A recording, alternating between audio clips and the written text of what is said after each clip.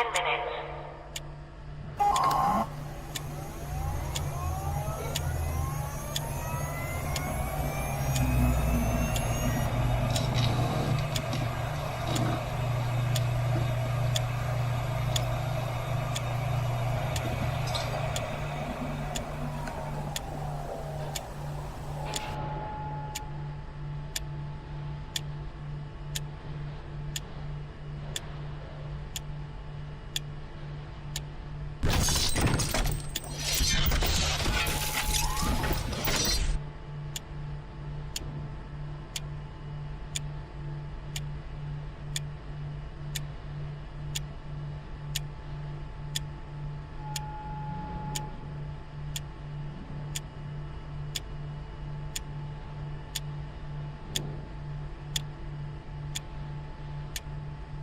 T-minus 9 minutes.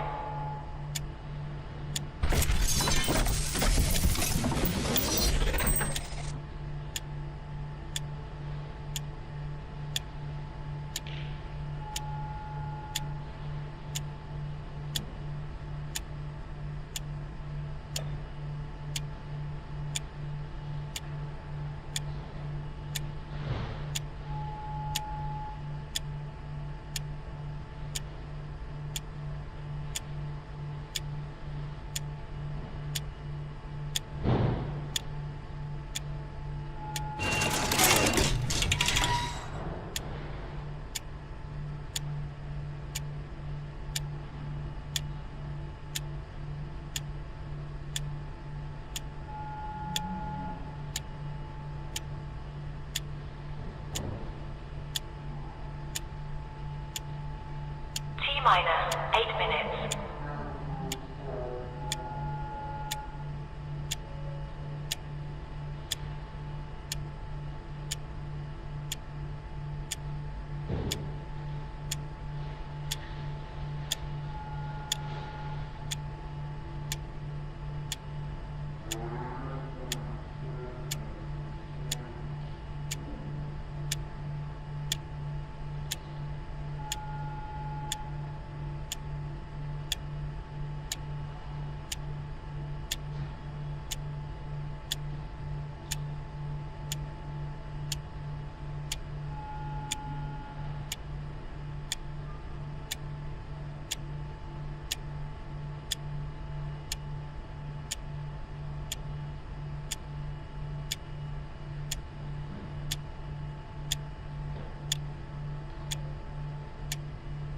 T-minus 7 minutes.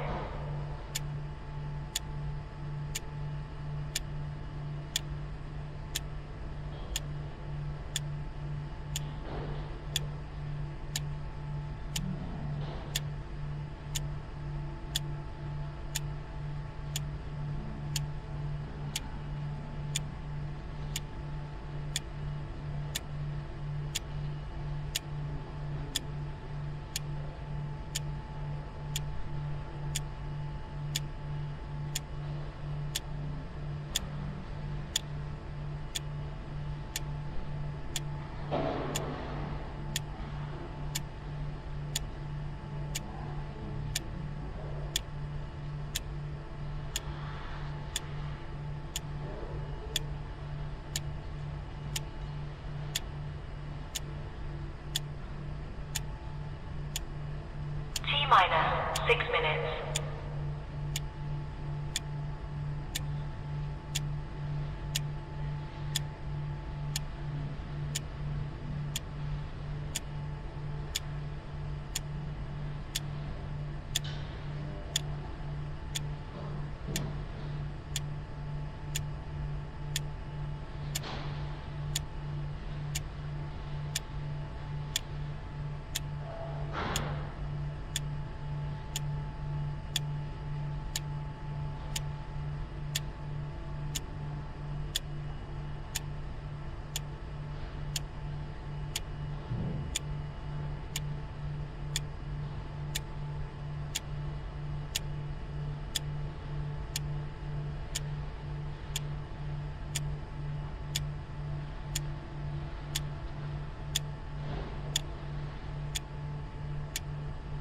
T-minus 5 minutes.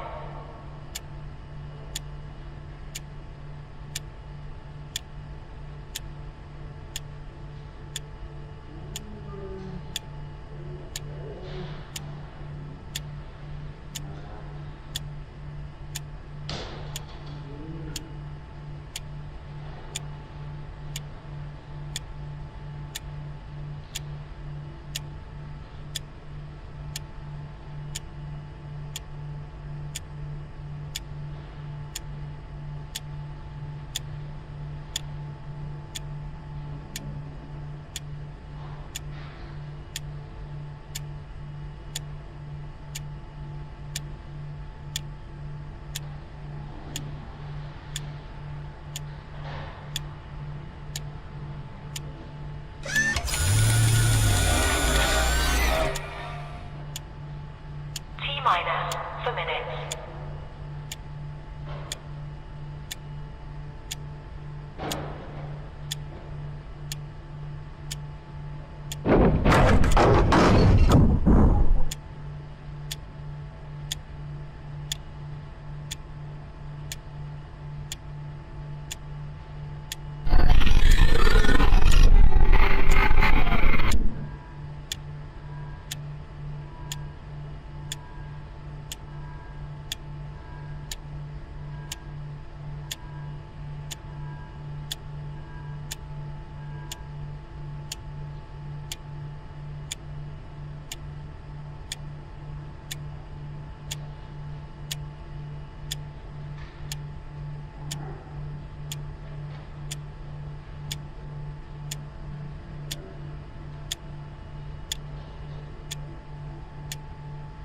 T-minus 3 minutes.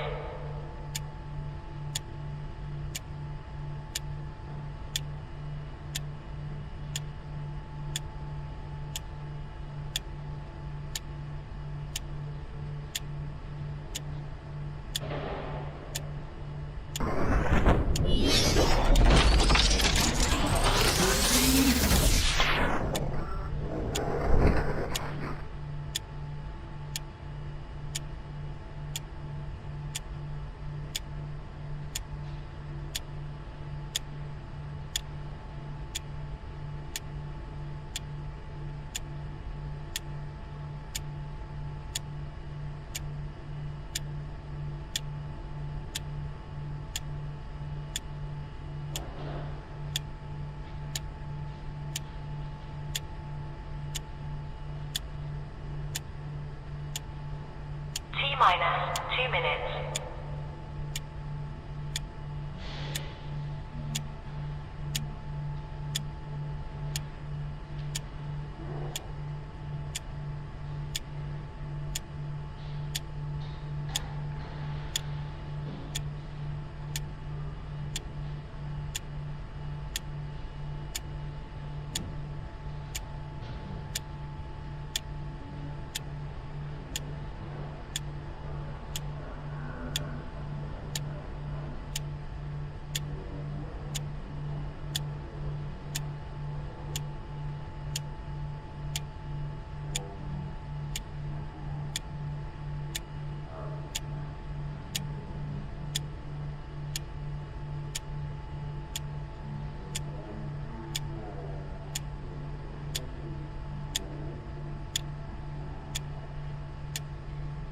T-minus 1 minute.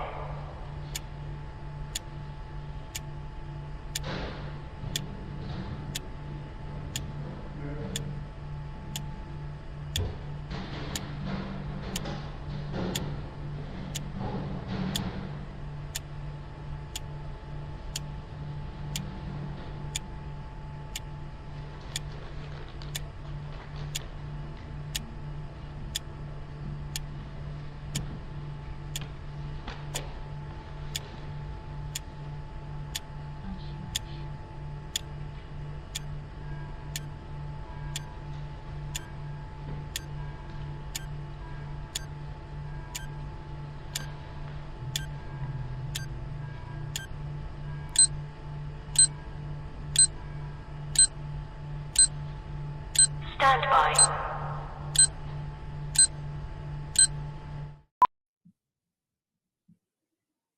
How about that?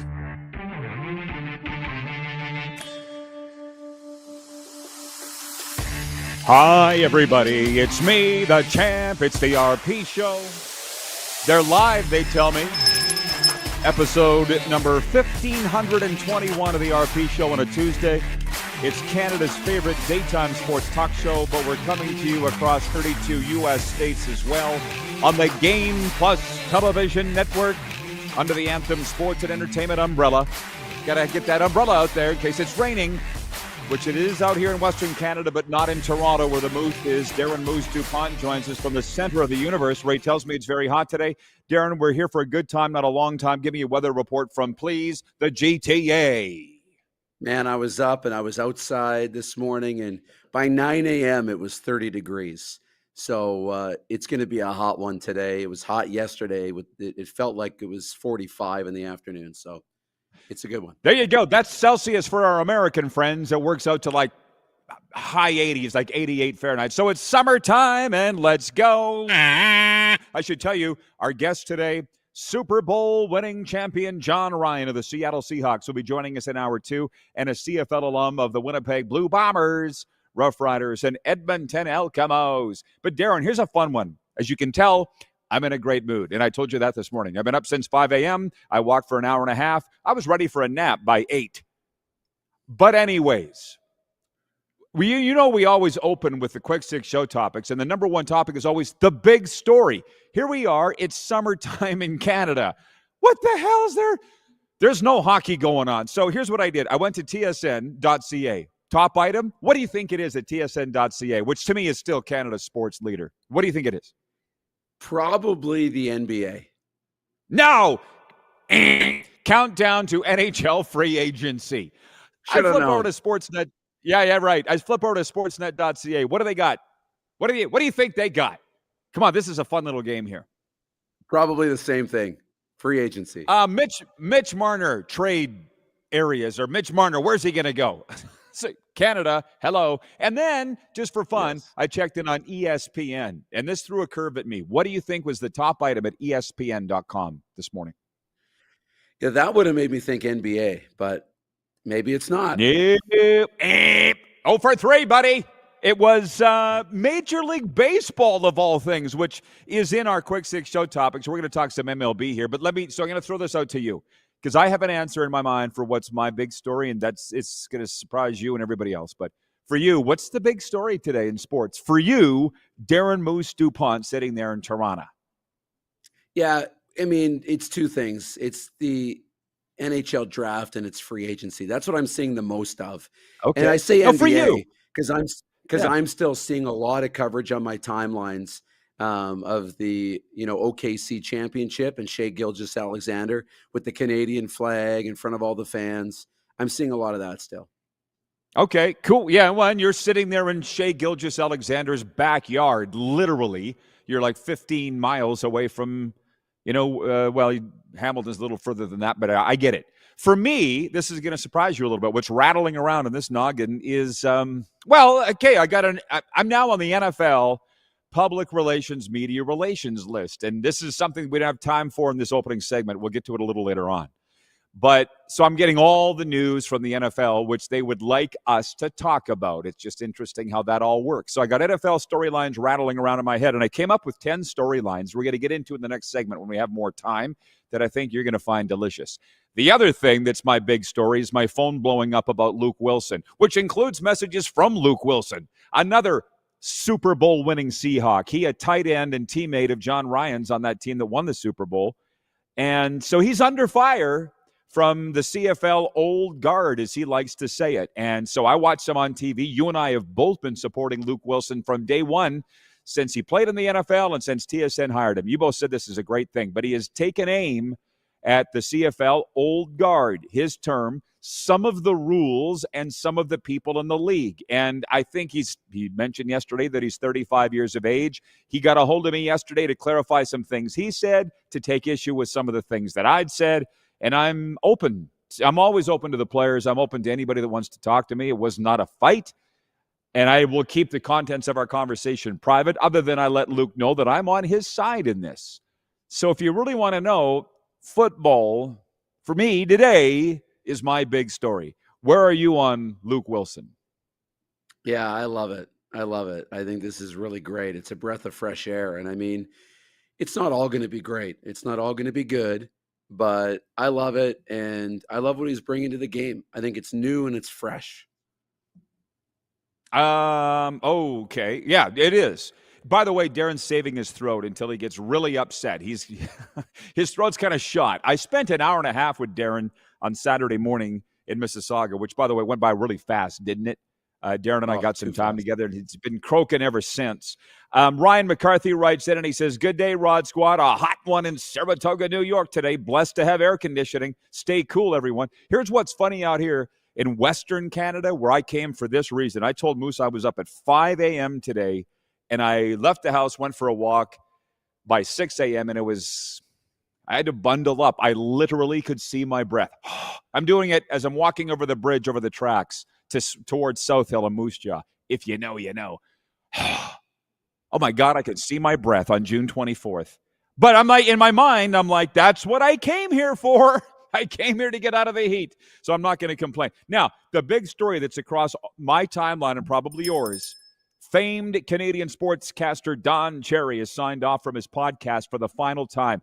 The 91-year-old had hosted Don Cherry's Grapevine podcast since August 2023, producing 1,300 episodes. His son and co-host Tim Cherry says on the finale episode that it racked up 6.5 million downloads. So I guess that's not total. That's of the last podcast for Don Cherry's Grapevine. And so by Grapes, I think he turned 91. He's a huge part of all of our youth. But I'm the one that says, don't cry because it's over, smile because it happened, man. Thanks for everything, Grapes. He's 91. It's probably time to enjoy retirement. You know what I mean? Yeah. Wonderful that he was able to switch over to the podcast and, give the audience so much during those episodes. And, we miss him. We miss him. We wish he could have still been on our televisions, but everybody reaches the end, and that's it for Grapes.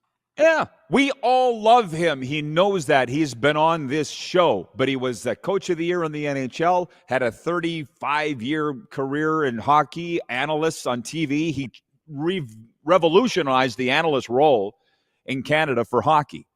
But I'm the guy that says, don't cry because it's over, smile because it happened. Same with Matt Dunnigan, same with my role with the Rough Riders. Things come to an end. And Don Cherry's has, and he should go away with his head held high, which I know he does. So, folks, we are just scratching the surface. That's a lot of the big stories. We'll be right back with the rest of the topics after this on Game Plus Television, streaming live and found on all major podcast platforms.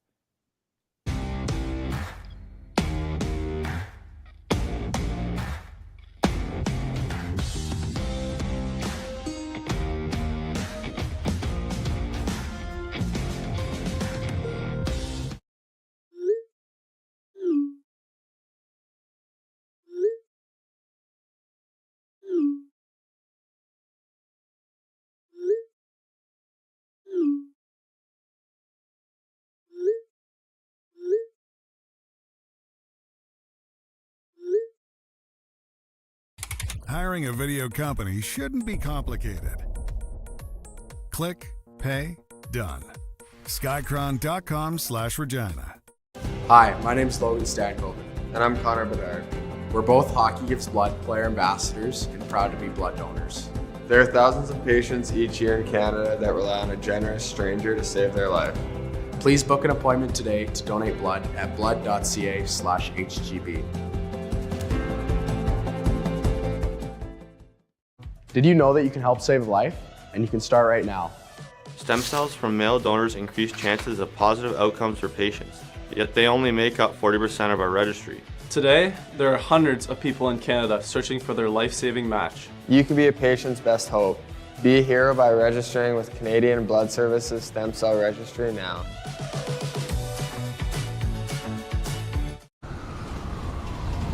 I'm Bridget Lacquette. I'm a First Nation Olympic silver medalist, and I'm proud to represent Indigenous hockey players across Canada. Each year, hundreds of Canadians need a stem cell transplant from an unrelated donor to save their life.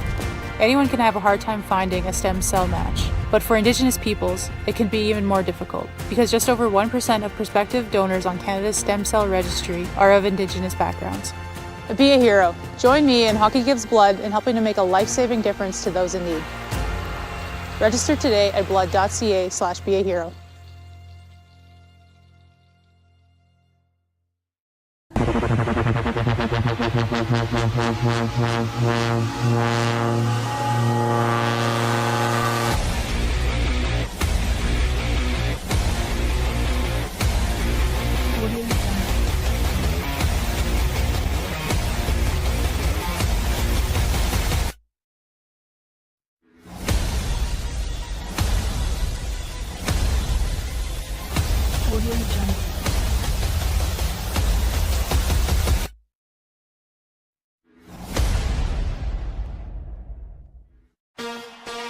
Shania Twain. Let's go, girls. Live in Moose Jaw. Shania Twain. One incredible show.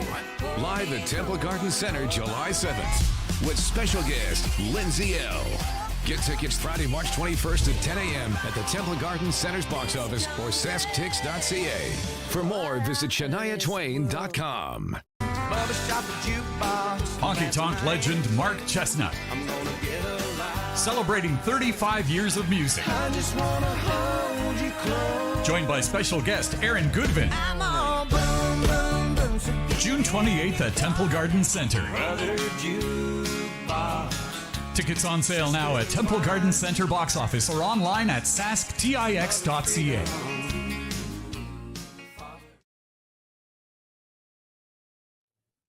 Welcome back, everybody. A housekeeping item. The Western Dodge text line is open, 902-518-3033. New or used, Western Dodge has your next vehicle ready to roll. Visit the dealership or browse 24/7 at westerndodge.ca. And we have breaking news today for a few reasons. I need to mention this, Darren. You've probably heard by now, my favorite sports team ever, and really the only one that I still love, the first I ever loved, and still do, the Regina Pats, naming Dale Durkach the 21st general manager in franchise history. Today, a franchise that dates back to 1917. You're close with Dale. I'm very close with Dale. He listens and watches this show every single day. So congratulations, Rat. The Rat is back. He had been the assistant GM, but now he's the general manager. I've been trying to hook up with him since I've been back in Sask. He's a busy guy. He's not like the rest of us that don't have so much time on our hands. But anyways, way to go, Dale, and we'll get him on this program before the summer's over. On the Luke Wilson thing, just ripping the curtains back on what's wrong with the CFL. Rich in Edmonton writes in, he says, I totally agree with Luke Wilson. Sorry, CFL purists, but the league needs some rule tweaks.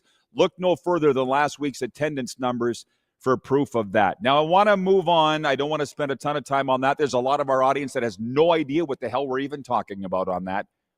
And also this, Scott in Vancouver writes in and he says, I bought Saskatoon berry jam the other day based on this show.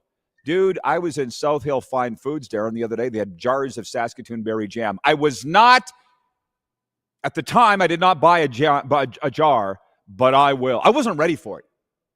It blew my mind. I wasn't expecting to see Saskatoon berry jam jumping off the shelf at me. But is there anything better in the world than Saskatoon berry jam? I challenge you. It's good. It's good. I don't know if it's number one in the world for me, but it's good. Really good. Okay. I know you're.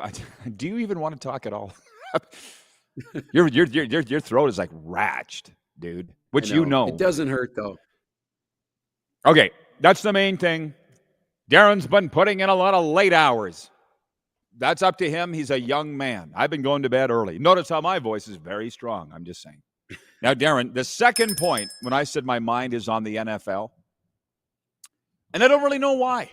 It just is. It's the National Football League, for the love of God. So I came up with these top 10 storylines, and these are going to push more to next hour when you're gone. We only got Darren for 40 minutes in hour one, so he knows he can tough through this. Tell me what you think. This is really in no particular order, NFL storylines, and everybody in hour two, Super Bowl winning punter John Ryan of the Seattle Seahawks will be with us live to talk about his old teammate Luke Wilson, along with these storylines. Here we go, Darren. And this is just 10. My God, there could be one for every team, which would be 32. Cam Ward in Tennessee with your Titans. Does he restore the Titans back to credibility, respectability in year one? Cam Ward to the Titans. Number 2, again, not in any particular order. How many wins for Vrabel's Patriots in year one of that regime up there in the AFC East? Does Tyreek Hill lead the Dolphins to the playoffs or down the drain? We've talked on this show about what a troublemaker he's become for the Dolphins in the community. How long does he finish the season? 4, does Kansas City get back to a 4th straight Super Bowl? Which, by the way, last year at this time, the number one story, our viewers voted it, was, will the Chiefs score a three-peat Super Bowl titles? And that didn't happen, right? The Eagles beat them in the Super Bowl in New Orleans. Number 5, do the Denver Broncos keep improving under Sean Payton? Don't forget they made the playoffs last year. Went on the road and got cranked in Buffalo. But are they going to be better in that AFC West? Very tough division. 6, which New York team will be worse / best of the two? Giants or Jets? They're both hot garbage. Which one will be better? I put that one in for you, Chris from the Bronx. Big Giants fan that watches this show every day. Number 7, who starts at quarterback week 1 in Cleveland? They got 5 quarterbacks in the quarterback room right now. Number 8, obviously, you got to get my Dallas Cowboys in there. How will they fare under Brian Schottenheimer, and will he lead them to the playoffs with a very talented yet dysfunctional team? Number 9, Las Vegas turnaround. Listen, we have Vegas ties, some very close Vegas ties. Right, producer Corey? We won't get into those, but we're going to be talking a lot of Vegas. We're going to be talking a lot of Vegas Raiders here. Pete Carroll, Geno Lewis. Did y'all forget? They are now running the Las Vegas Raiders. Geno Lewis at quarterback, Pete Carroll's the coach, don't forget. He's 74. And number one story. Those were all in no particular order, but number 1 for me is Aaron Rodgers in Pittsburgh. That's probably overdone. And, and we had Texas Kenny on here yesterday, Kenny Nagunst from 806 Sports at Amarillo. And he says that Aaron Rodgers will get the Steelers to the playoffs, but they won't win a game. Those are my top 10. Everybody else, what do you think about all this? Go ahead. You're going through, and I wrote some down because you kind of teed me up on this morning. And I'm like, are you going to say this? Are you going to say that? And you nailed them. The Raiders one, really interesting. Pete Carroll and Geno Smith, and see what they do. Mike Vrabel too. You mentioned New York, and I think about that with Russell Wilson on one side, Justin Fields on the other with the Jets. Russell Wilson with the Giants. What do they do? That quarterback room in Cleveland. But one that kind of stands out to me is Seattle and Minnesota. They, when you look at Seattle with Sam Darnold now as quarterback and Minnesota putting their chips in with J.J. McCarthy, I kind of look, did the Vikings make the right decision to move off of Sam Darnold and go with J.J. McCarthy? I love J.J. McCarthy. Long term, I think he's going to be great. But short term, I think they made a bad choice because Sam Darnold was a fit. So I'm curious to see how those two franchises, Seattle moving off of Geno Lewis for Sam Darnold and Minnesota moving off of Sam Darnold for J.J. McCarthy. The most entertaining thing out of all of that is how excited you got and you started pushing your voice and ratcheting. Can you try? Listen, I had a diction class at Mount Royal University in Calgary. So I learned how to push your voice, pull your voice. You went to WABC, which is cool. They've had some good ones, but did you have a diction class at WABC? Oh, yeah. And you did? And if you play that back, they hammered too enunciation. WABC. It's not W, it's W. The amount of times we got hammered for that. Hammered. WANBC. Yeah. Yes. I get it. I got my name screwed up. Geno Lewis. Geno Smith. Thank you. Got my Genos screwed up. Thank you, Wayne and BC, for pointing that out. Brian Warishin, I appreciate you, brother, showing up from the BC Lions Fan Den podcast. He writes it. He says, Pete Carroll's 71 going on 35. LOL. Yes, he is. But I think he was born in 1950. And the reason I say that is my 12-step sponsor, Bob, was also born in 1950. So I remember when Pete Carroll was hired in Vegas, I said, Bob, You're the same age as Pete Carroll. Could you imagine? Do you want to take over an NFL team today? And Bob's like, I don't want to get out of bed. They're the same age. So there's that. I'm going to just put this out there for everybody. When we talk NFL, the comments go off. Okay? Just saying. Mike in Winnipeg, Michael Wynn chimes in. He goes, hey, let's go. Love it, Rod. Go, Jets, go. We're very big in Winnipeg, which I want to explain something. Somebody wants to write a check, we'll be in Winnipeg. Somebody wrote a check and brought us to Burlington, Ontario. Ta-da! Next month, somebody's writing a check, and we're going to Calgary to do live shows. That's how it works. So I know it's the coupon capital, but we don't accept coupons here at the RP show. I'm sifting through the comments. I'll try to get to as many as I can. Ryan in upstate New York says the New York Jets will be better. They'll win at least one more game than the Giants. I'm sorry to laugh because you know they're both going to be terrible. Hang on, Darren. My sweaty fingers are. Richard Edmonton says Geno Smith doesn't move the needle enough for this Raiders fan. Just saying. Tony from Cochrane, Alberta writes in. He says, smoking Joe Flacco starts for the Browns. It's his job to lose. Kenny Pickett is number 2, pushing Flacco for number 1. I'm hearing. Okay, and Bill in the Queen City writes in. He says, here's a question for John Ryan. What does he think about the Rouge/single point? So, thank you for bringing us back. The poll question today for EMJ Marketing, which, by the way, from impactful speakers to strategic marketing, EMJ Marketing is your complete solution. Visit them at emjmarketing.com. Like Luke Wilson, when we spoke yesterday, he said that I misread his tweet or something along those lines. And I'm like, I probably did. Sure. But I got the sense that, and I think you, Darren, went and read his tweet too, which had like almost 1 million impressions, maybe more by now, that he wasn't the biggest fan of the Rouge or the way it scored, especially the way that it unfolded in the Argos Rough Riders game on Friday night. That, you know, the ball doesn't even land in play and they get a point. Like, what the hell is that? So the poll question today is, should the CFL ditch the Rouge?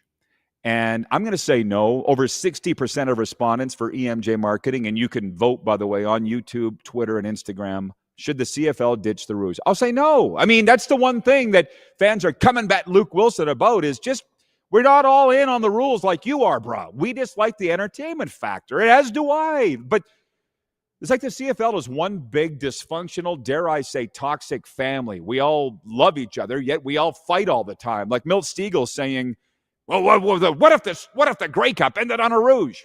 So what? It's in the rules. I would have no problem on a missed field goal sailing into the stands, deciding the Grey Cup. It would be the most CFL thing ever. I don't have a problem with that. What do you? So I say no. Don't ditch the Rouge. Don't change a thing. What do you think, Moose? I have a problem with that. We disagree here. But I'm voting no, don't ditch the Rouge. Okay? I'm voting no. But I've said this before. It needs to be changed. You need to I think you need to earn the single point. It needs to be made. Like a play needs to be made. So get your cover team down there, tackle them in the end zone, and earn the single point. Bounce the ball in play and have it kick out the side of the end zone, get a single point. But the ball has to come into play. It has to be touched. It has to touch the field of play, touch a player, something. And there has to be a chance to make the play. Otherwise, it feels a little cheap to me. You know, the drama around a returner catching a punt deep in the end zone on the last play of the game, or a missed field goal, jumping to catch that ball to try and run it out would be so dramatic. And if he doesn't get out of that deep 20-yard end zone and gets tackled, that would be a thrilling end to the game. But when you don't even get a chance to make the play, that seems a little cheap to me.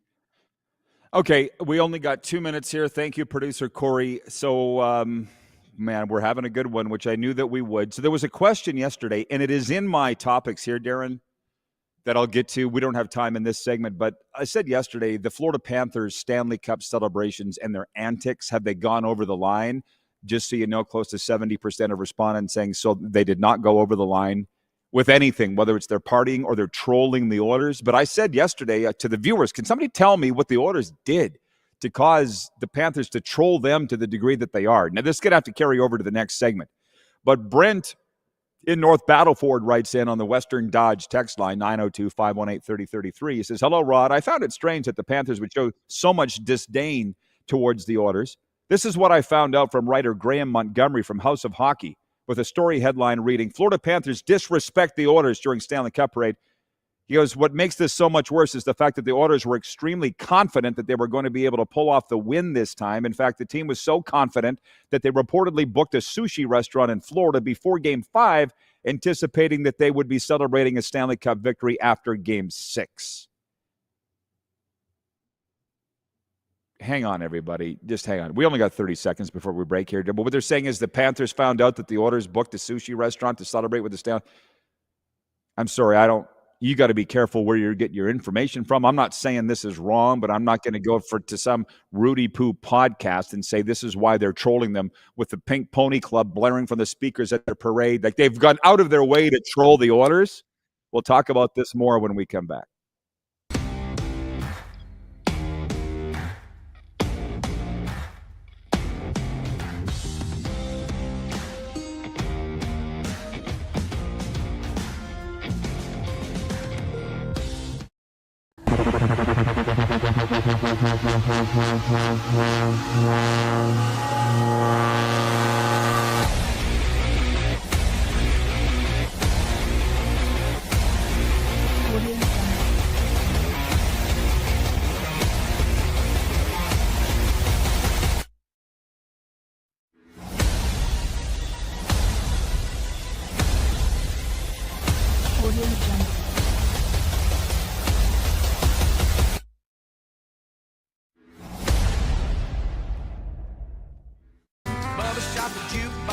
Honky Tonk legend Mark Chestnut, celebrating 35 years of music.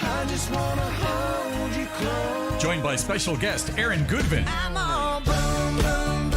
June 28th at Temple Garden Center. Tickets on sale now at Temple Garden Center box office or online at sasktix.ca.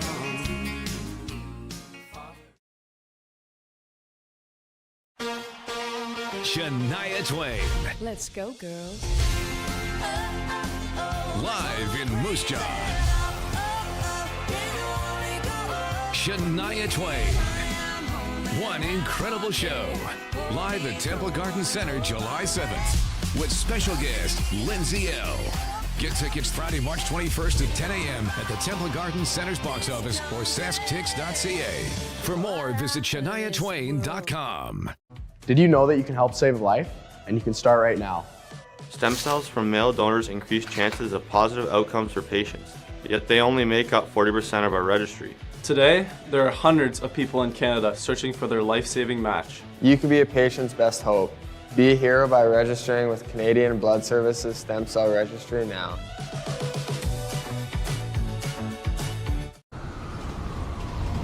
I'm Bridget Lacquette. I'm a First Nation Olympic silver medalist, and I'm proud to represent Indigenous hockey players across Canada. Each year, hundreds of Canadians need a stem cell transplant from an unrelated donor to save their life. Anyone can have a hard time finding a stem cell match, but for Indigenous peoples, it can be even more difficult because just over 1% of prospective donors on Canada's stem cell registry are of Indigenous backgrounds. Be a hero. Join me in Hockey Gives Blood in helping to make a life-saving difference to those in need. Register today at blood.ca/beahero.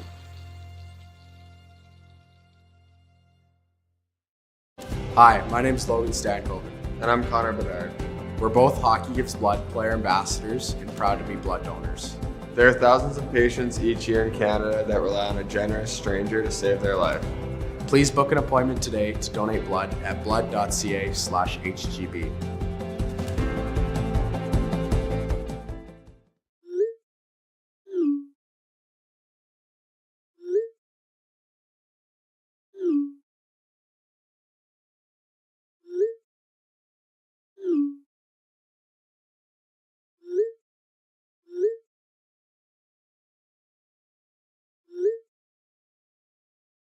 Hiring a video company shouldn't be complicated.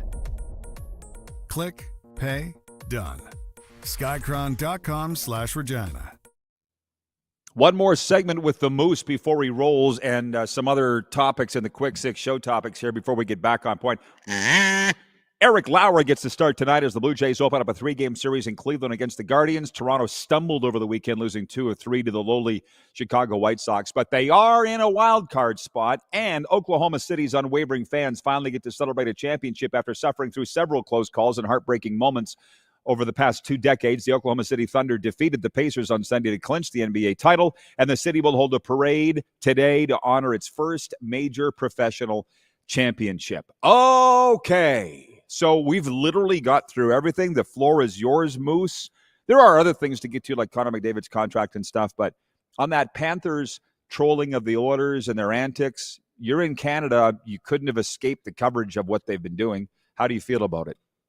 I'm okay with it. I mean, I don't, as I'm watching this, not reading the commentary or the articles around it or seeing, people pointing it out, I didn't really think there was trolling going on. I mean, I saw the videos of the Pink Pony Club playing in the bar and they're rolling the club.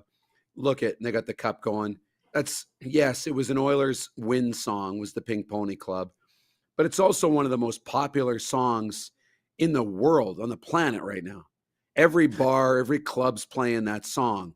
So it could have just been coincidence, but then that's playing during their thing and all of a sudden it's trolling. It could be trolling too, and I'm sure there's a lot of trolling going on. But at the same time, they won. When you win, you get to kind of do what you want. I hate the post-game trash talk and the trolling like that. But you know what? The Panthers, as Sam Bennett said, they've won back-to-back cups. They can do whatever they want. That is the lesson in all of this, isn't it? And I don't know if you caught any of the show yesterday, but I said the hockey gods will decide. It doesn't matter what I think or you think. Matt Dubuck, who was my co-host yesterday, thinks, or even what the Edmonton Oilers think, or the Panthers and their fans. The hockey gods will decide. Karma is unbeaten. Karma shows up with receipts and screenshots. And if they've gone over the line, because I don't think it was necessary. There are no coincidences in life, just so you know, Moose. You know how I feel about that. They weren't just playing it in the bar. It turned my stomach a little bit when I was reading coverage out of Florida from my friend George Richards at Florida Hockey Now, saying the speakers were blaring Pink Pony Club prior to the parade on the stage the other day. And I'm just, I respect the Edmonton Oilers.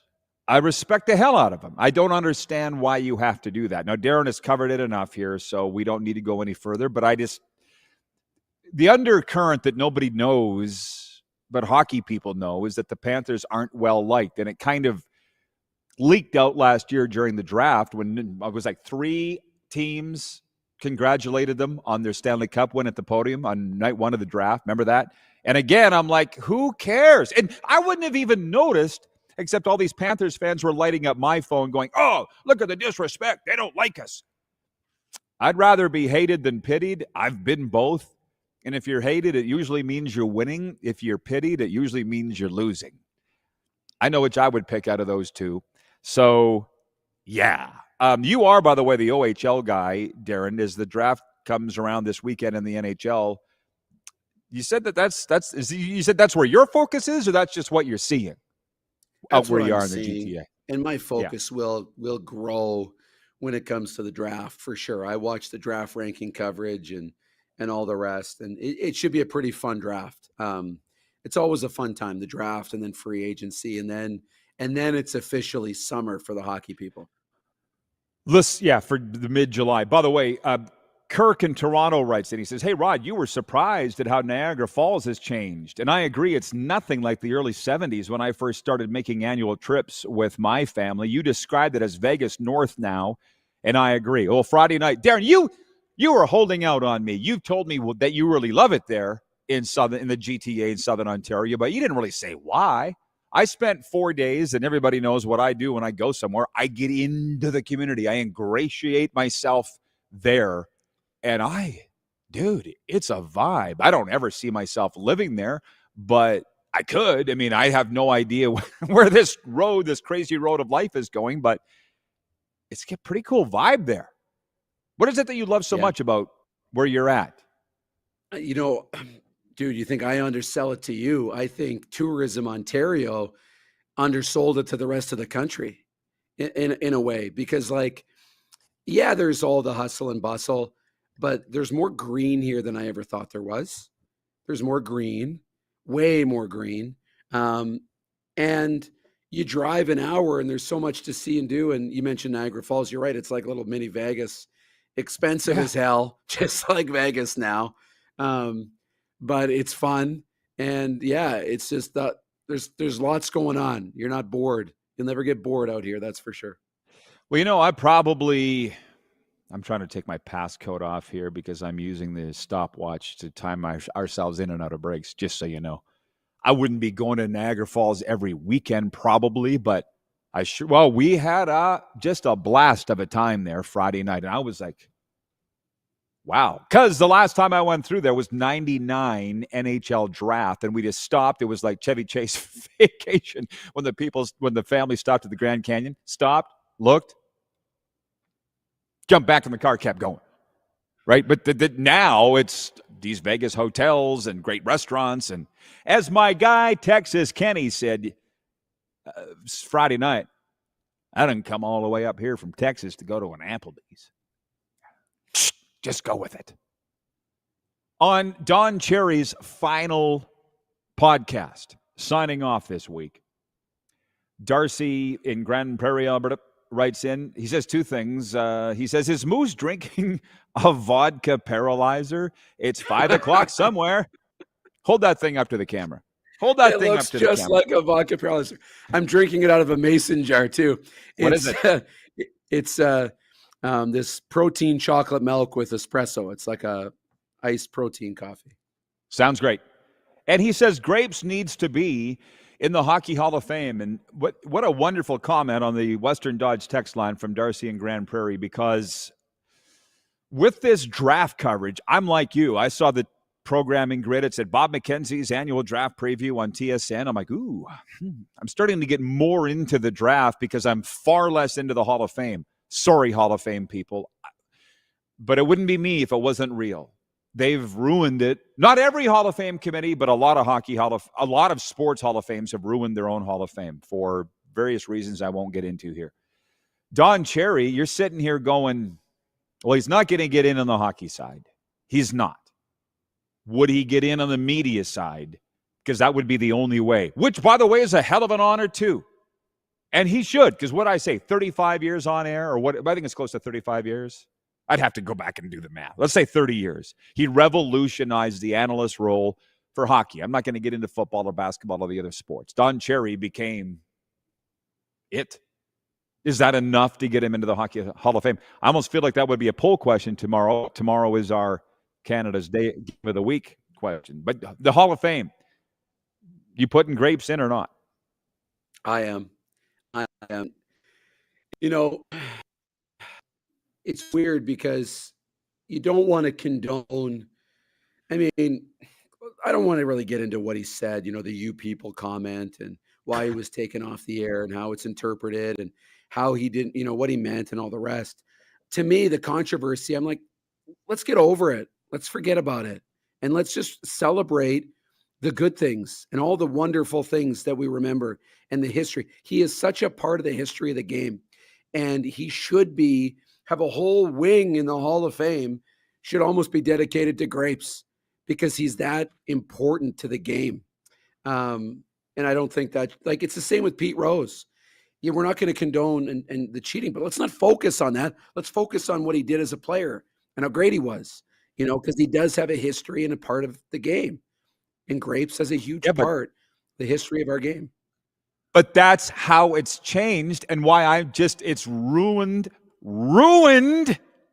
the argument for me, because it's not about worthiness anymore. It's not just about DEI and putting certain people into check boxes, which is another thing that pisses me off. But it's also, was he a Hall of Famer or not? Period. And it doesn't come down to that anymore. It's, who are we going to piss off? What controversy is he going to start? Meh. You ruined it! It's not even fun anymore. So I'm like, because that was my favorite debate. And I think yours too. Should he or she get in or not? And now we don't even talk about it anymore because who knows what the hell these committees are thinking. Okay, what a way to end it. See you, Moose. We'll be.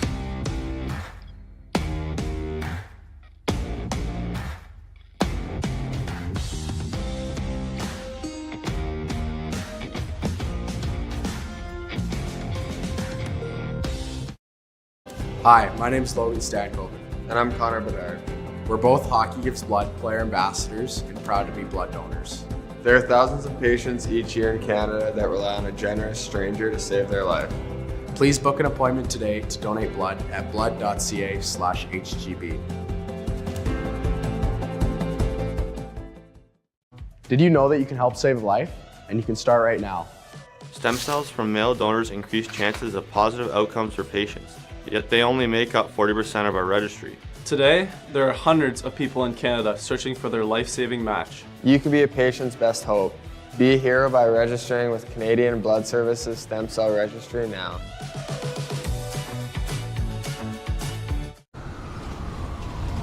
I'm Bridget Lacquette. I'm a First Nation Olympic silver medalist, and I'm proud to represent Indigenous hockey players across Canada. Each year, hundreds of Canadians need a stem cell transplant from an unrelated donor to save their life. Anyone can have a hard time finding a stem cell match, but for Indigenous peoples, it can be even more difficult because just over 1% of prospective donors on Canada's stem cell registry are of Indigenous backgrounds. Be a hero. Join me in Hockey Gives Blood in helping to make a life-saving difference to those in need. Register today at blood.ca/beahero.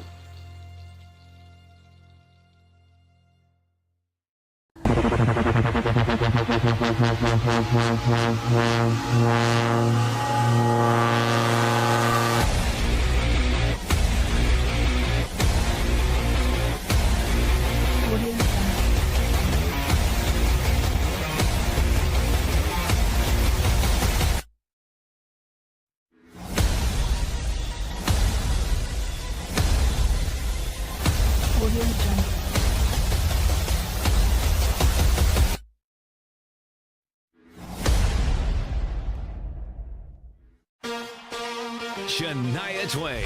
Let's go, girls. Live in Moose Jaw. Shania Twain. One incredible show.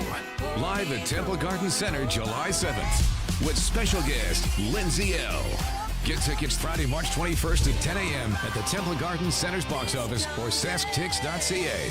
For more, visit ShaniaTwain.com. Honky Tonk legend Mark Chestnut.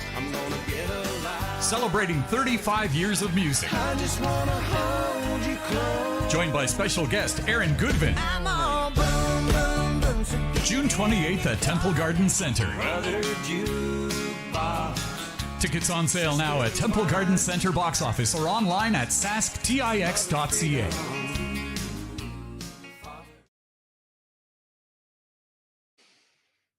It's the RP Show. Welcome back, everybody. As you see on the screen, for those that are watching, the Heavy Gym Sports Update is upcoming, and I feel like it won't be a problem filling the next 40 minutes of just you and me, you, the viewers and listeners, and me, the host of the program. And then coming up in segment 2 of hour 2, I gotta stop eating granola bars before the show. John Ryan, Super Bowl winning punter of the Seattle Seahawks, to talk about his good friend Luke Wilson, who's under fire. Big time. And we'll talk about that more this hour. Luke Wilson, Super Bowl winning tight end with the Seahawks from LaSalle, Ontario. Another Canadian, just like John Ryan. He has, let's say, ripped the curtains back, lifted the floorboards on what's bad about the CFL, and it's pissed a lot of people off. And where do we stand on that? Okay, because a lot of the football people have, they're all involved in this, and they're wondering what's behind this. Why is it happening? Does Luke Wilson survive this? So there's a lot of that going on. Moose has just left, and his throat's done. It conked out. Gary in Winnipeg writes in on the Western Dodge text line, and he says, tell Moose to get tested for COVID. There's a new COVID called razor blade throat. Oh, great. Regarding my 10 NFL stories in no particular order. This was in the show topics. I said, what's on my mind right now is the National Football League, and I feel like now would be a good time to tell you something, which I'll get to. But Freddie in Winnipeg writes in, he says, the Chicago Bears' new head coach will hopefully sneak them into the playoffs this year. I doubt it. Not in the division with the Lions and the Vikings and the Packers. How the Bears going to get in out of that. But with a first-year coach, which comes with new systems, new coordinators, new everything, and a quarterback that we're not even sure is all that. I mean, the Chicago Bears have how many quarterbacks they got to ruin before we realize it's the program, not the quarterback. Caleb Williams we're talking about there. We can talk NFL every day for 2 hours if we wanted to. I just don't necessarily want to because I want to talk NHL and I want to talk CFL. I want to mix in baseball. But I guess you care about my stories and what I've learned because that's why you're all watching and why you're sitting here today and listening. Back in the day, this won't surprise anybody that knew me years ago. I flew by the seat of my pants in school, in university, and then in life until I actually got serious about things. And that's when it really took off. I got along with the bare minimum effort. These days, you can't do that. I feel bad. Here's a great example. If you watch the Johnny Manziel documentary on Netflix, he got by with the seat of his pants in high school football, college football at Texas A&M, but he gets to Cleveland where they got iPads for the quarterbacks, and this was as far back as 2014, but the coaches could see who was logging in and how much time the players were spending on their iPads, absorbing the playbook, specifically the quarterbacks and Johnny Manziel. It's the same in the media, and maybe it is for all of you people, which I'm not done on Don Cherry yet, but college, I know I'm trying to follow college football as much as I can because where I live in South Florida, it's king. It's probably bigger than the Dolphins, to be honest. But so I belong to this club, collegepressbox.com. They can see how much you're online reading their website and studying up on college football. Similar to the NFL. After all these years, when the NFL came to me in January and said, yeah, we'd like to see you cover us more.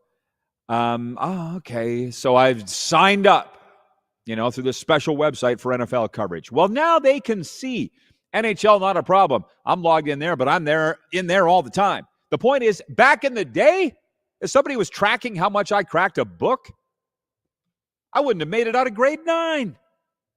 How are guys and gals like me getting away with it now? It's my whole point. So anyways, the NFL sends out this through this website via email. Log in to read it. Here's all the training camp dates. Here's all the training camp locations. Here's the teams that are having rookie camps, because not everyone is. The Chargers are one of the teams that opens camp first. There's teams not opening camps for a week after the LA Chargers. So here's all the dates. Here's all the places. And here's the teams that are having rookie. Here's the dates for the scrimmages against each other. And I'm like, well, this is cool. Okay, so I'm reading it all, finding it very interesting. And then I'm paying $13.99 a month for a USA Today subscription, which I've had the USA Today. I've been reading it for 30-plus years. I love it. Email in my newsletter today. Here's all the NFL training camp dates and information and locations. I'm like, wait, what? That's what it's become. Here's what we want you to report. Go nuts. And not that that's necessarily bad, because back in the day with the Rough Riders 20 years ago, I will tell you right now, here's how it worked. Eric Tillman every single morning would send me an email, our general manager, and say, Rod, here's what you're reporting today. You want proof? Here's an example. Here's the players that's going to be cut, so be ready for this. Here's the players that arrived last night on an airplane. Here's what we thought about last week's game. This is what you say about this week's game. Here you go. It worked for everybody. So this isn't new. It's not lying either, by the way. It's not lying. It was the riders were giving me what they wanted out. I was happy because I had the content, and the fans were happy because they were getting something every single day. That changed when Tillman was gone and Brendan Taman came in, who's just as good a guy, but Brendan's like, I don't operate that way. And I'm like, well, could you? Because it would make my life a hell of a lot easier. But that's just not the beef. It's just not how he is. We get along great too, But the point is, this is the way sports is now. The teams and the leagues want to control what you say, how you say it, and not everybody wants to play that game. I know I don't. And neither does Luke Wilson, by the way. So that goes back to one of the things he doesn't like is the rouge or the way it's awarded. You can miss a field goal and have it land nowhere on the field and get a point for that? What? Which affected the game Friday night. He's got a huge problem with that. And then I'm sitting here going, I don't. And I don't necessarily have to be the biggest football guy to have an opinion on that or not.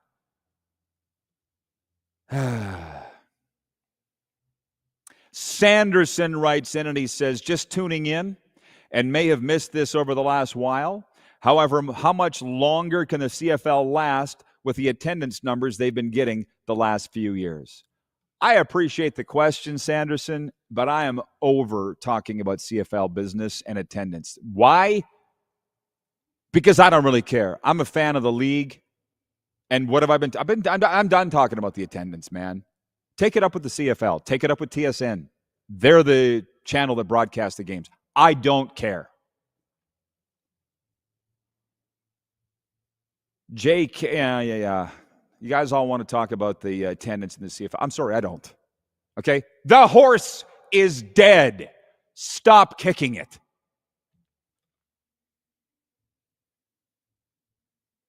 John writes in, he says, ask Luke Wilson to call me. I'll explain to him why the CFL is the best brand of football in the world. Yeah, I'm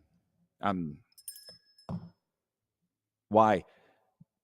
Every freaking year at this time, it becomes this CFL's better, NFL's better, CFL sucks, NFL sucks.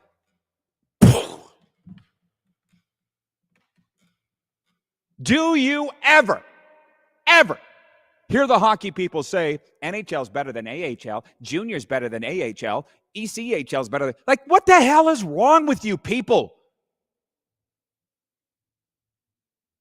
Eddie writes in regarding Don Cherry. Grapes, Don Cherry should get in the Hall of Fame. And Barry Melrose, my ex-LA Kings coach, in too. Let's go, Canada. Eddie Benoit. Eddie says, my ex-LA Kings coach. Eddie, did you play for Barry Melrose? Here's the thing. Unfortunately, battling Parkinson's. And by the way, Eddie, where are you watching from? Because now that I think about it, Barry Melrose, he's not getting in on hockey either, just like Grapes. But Barry Melrose also revolutionized the analyst role for hockey in America, which literally 90% of our viewers don't even know that because they didn't see him on ESPN, but I did. And coverage on ESPN for the NHL has not been the same since Barry Melrose was taken off the air. So that's a really good point.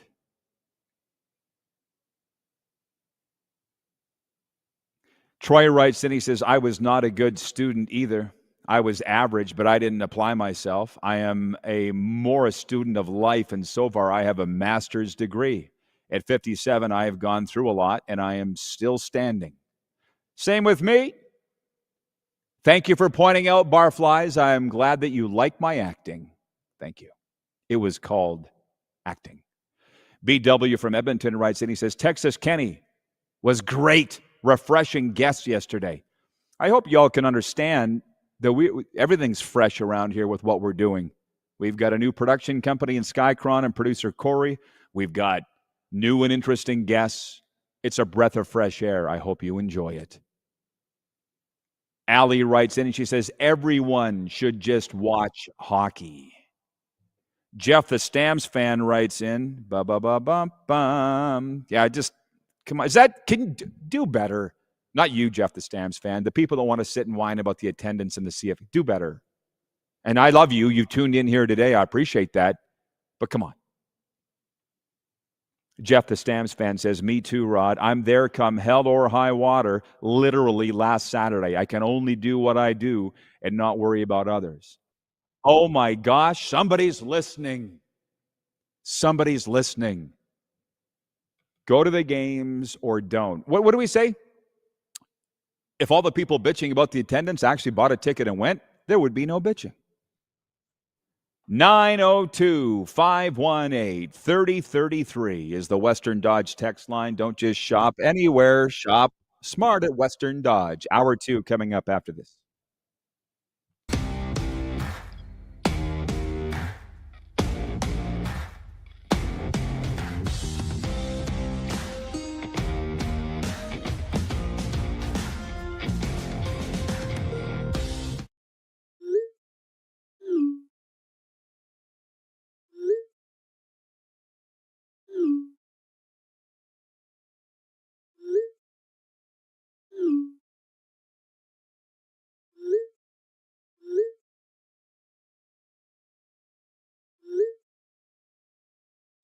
Hiring a video company shouldn't be complicated. Click, pay, done. Skycron.com/Regina. Honky Tonk legend Mark Chestnut. Celebrating 35 years of music. Joined by special guest Aaron Goodvin. June 28th at Temple Garden Center. Tickets on sale now at Temple Garden Center box office or online at sasktix.ca.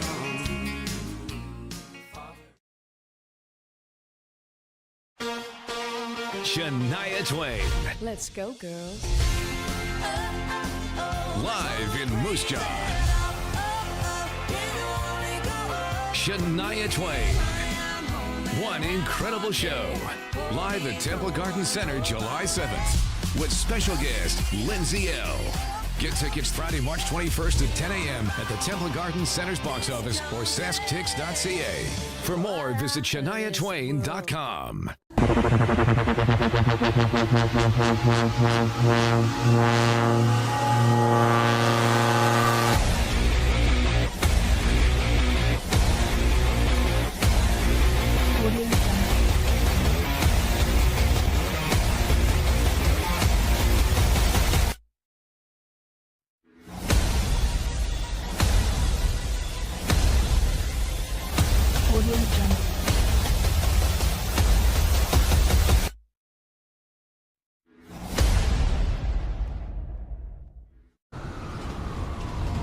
I'm Bridget Lacquette. I'm a First Nation Olympic silver medalist, and I'm proud to represent Indigenous hockey players across Canada.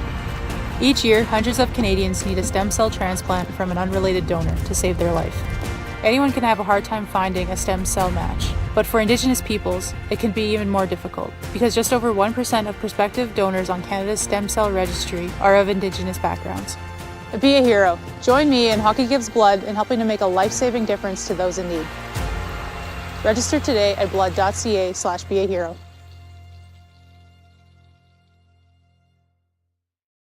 Did you know that you can help save a life? And you can start right now.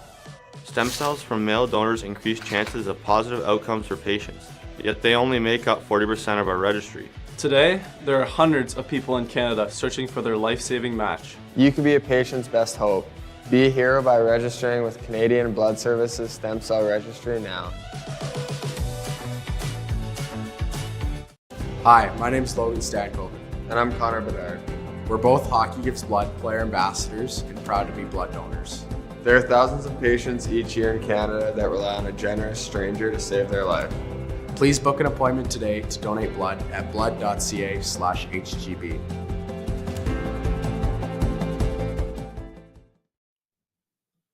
All right, we're back at it, everybody. It's hour 2 of clearly your favorite daytime sports talk show because you're here. Canada's favorite daytime sports talk show, too, on the Game Plus television network. Coming up in the next segment in about 50 minutes' time from now, we'll be joined by John Ryan, Super Bowl winning punter with the Seattle Seahawks of the National Football League and alum of the CFL with Winnipeg, Sask, and Edmonton, to talk about his good friend Luke Wilson, which I see your comments here, everybody. We'll get to that. As a matter of fact, now would be a good time to re-up on the quick 6 show topics, okay? Here they are. Number 1, what is the big story? Moose was with us 1 hour ago. That doesn't seem like very long ago. Like 5 minutes ago, it feels like. Top story on tsn.ca right now, NHL free agency countdown. Number one story on ESPN.com in America, Major League Baseball, if you could believe. Top story running at sportsnet.ca was, where's Mitch Marner going to go? It's Canada, after all. And I said to Moose, what's yours? And he said, it's hockey. For me, I said, it's number one, NFL. They got in my mind this morning. I got an email from the NFL about their training camp locations and times and dates. So for, a time in the sports landscape and media too, it's a war for your mind. The NFL got mine this morning. That's what first email I got was from them, which led into this. I got thinking about the top point 2 NFL storylines for the year. And in no particular order, we could sit here and fill this whole segment on these. In no particular order, but I'll say these. Number 10, Cam Ward, the number 1 overall pick in Tennessee. How soon before he restores them to respectability, the Titans, if at all? Number 9, how many wins for Mike Vrabel's New England Patriots in his first year at the helm? Number 8, does Tyreek Hill lead the Dolphins to the playoffs, or does he even finish the season, considering he was arrested last year on his way to a game? And the cops were called to his apartment this offseason too. Number 7, does Kansas City make it back to the Super Bowl for a 4th consecutive year? And I'll remind you, 1 year ago at this time, the number 1 story voted by you viewers was the Chiefs. Do they three-peat? And the answer was no. They lost that bid for a 3rd straight Super Bowl to the Eagles in New Orleans. Number 6, do the Denver Broncos keep improving under Sean Payton? Don't forget, they made the playoffs last year before getting trounced in Buffalo in round 1. Point 5, which New York team will be worse/better, Jets or Giants? They're both going to be junk, but who will have more wins? I'll say Giants. Point 4, number 4, who starts at quarterback in week 1 for the Cleveland Browns? We got Browns fans that watch. One of those is Tony in Cochrane, Alberta. He says it'll be Joe Flacco.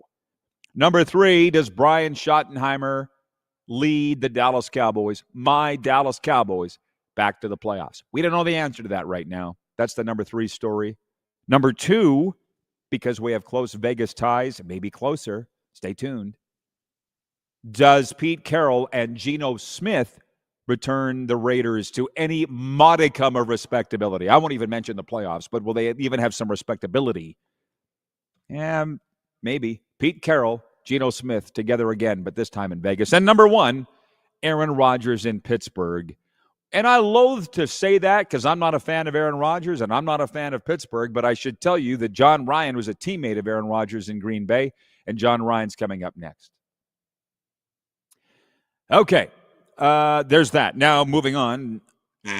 Point 3, the CFL and Luke Wilson. Now, I did have a chat with him yesterday, and he's ruffled a lot of feathers by, again, pulling the curtains back on what's wrong with the Canadian Football League. Just so you people know that don't want to admit it, there's a lot wrong with the Canadian Football League. There is. And there are people, Luke went out of his way to say the media has been dishonest with their coverage of the league, and it's basically enabling, as we say in the recovery world. They're protecting the league, and Luke says doing more harm than good by doing that. He goes, the truth needs to be told about this league, and it's ticked a lot of people off. And not me. I told him, I'm on your side, man. What do you need from me? Tony from Cochrane, Alberta writes in, he says, Luke Wilson's 15 minutes of fame is over. But the thing is, no, they're not. He's employed by TSN, and he'll be on your television Friday night at Friday Night Football. So they're 15 minutes. No, the story's not going away, Tony and Cochrane. That's the difference here. Well, Brett writes in, he says, if nothing else, Luke Wilson is getting us talking CFL.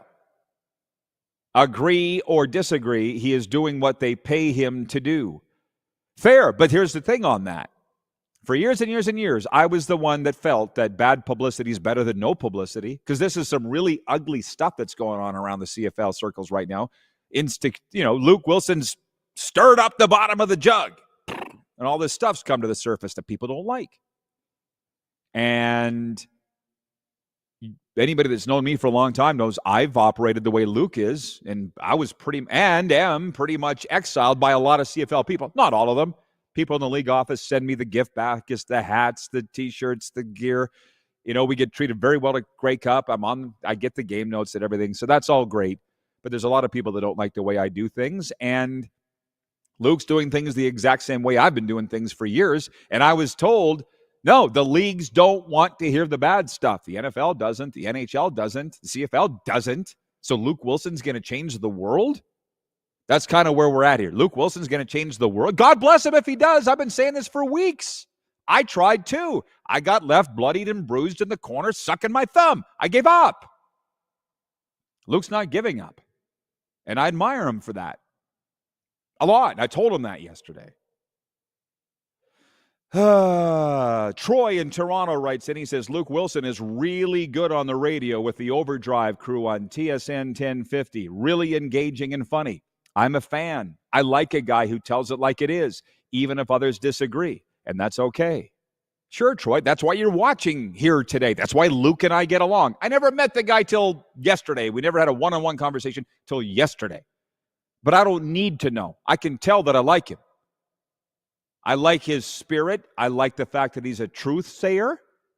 But the one thing Luke needs to realize is if you shoot your mouth off, you just need to be prepared to face the firing squad. Whether you're right or not, they're going to come after you. And he's learning that fast. He's new to the media thing. Come on, he just retired a couple years ago. And TSN, as being a player, he's only 35. It took me a lot longer to learn it. But I also knew, though, when I shot my mouth off, I was prepared for what was coming, always. The only thing is, it's exhausting.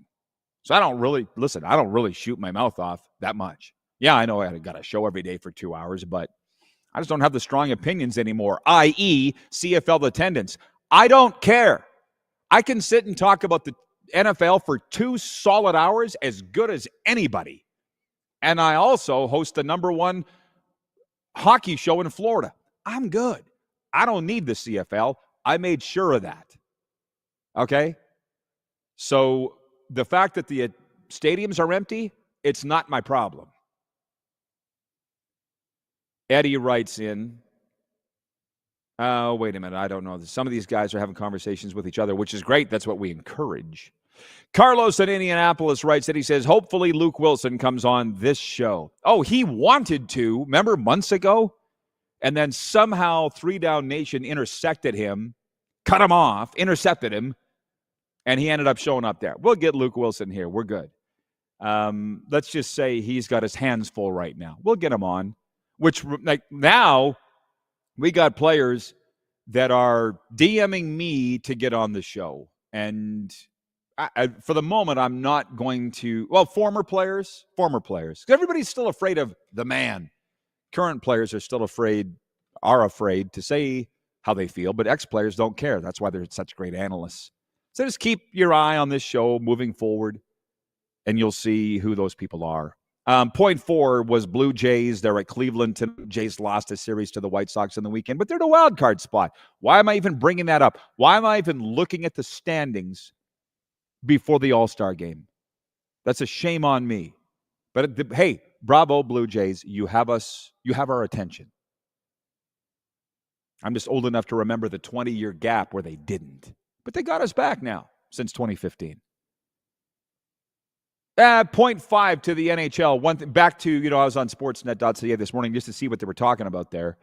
And they said the #1 story in the NHL right now is Connor McDavid's contract, and it probably is. But I'll tell you that it got usurped yesterday by the announcement of Don Cherry's son, Tim Cherry, that Grapes is ending his podcast, which at the age of 91, I think he's owed that. According to Tim Cherry, the final podcast had 6.5 million downloads. And Grapes' podcast was great because he's great, but it's way different than Coach's Corner. That was 5 minutes or whatever it was on Saturday night versus an hour of Grapes. They're both great, but it wasn't an hour of Grapes going nuts like we saw on Saturday nights. He was a lot more subdued in it. Now, I walk around this town every morning. Today I went for an hour and a half. Shoot, I had 8,000 steps by 7 a.m. It's awesome.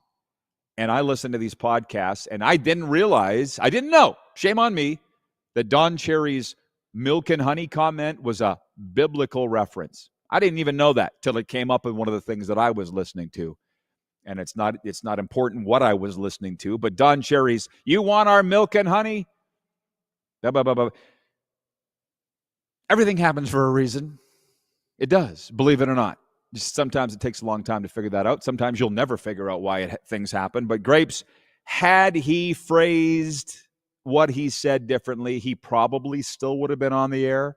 And as you recall, he was given the opportunity, what was it, 2019? It was pre-COVID, to apologize for his comments by his bosses at Sportsnet. And he's like, nah, I'm done.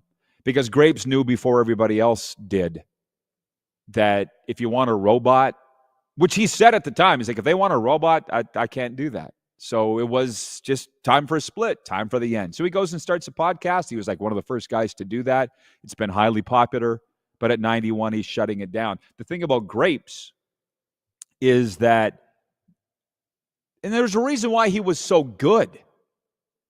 He wasn't saying anything outlandish at all. You know, he came on, because we were saying the hockey bubble, he came on during the Stanley Cup playoffs in 2020 with a bubble in Edmonton. And we're like, Grapes, the hockey's so good, so smooth, tape to tape, blah, blah, blah. And he goes, well, of course it is. There's no travel. These guys are walking from their hotel to the rink every day. They're not beaten up with travel and blah, blah, blah. And I was like, oh, that's an interesting way of putting it. Grapes was very good at putting into words coach speak, and that's why we all loved him.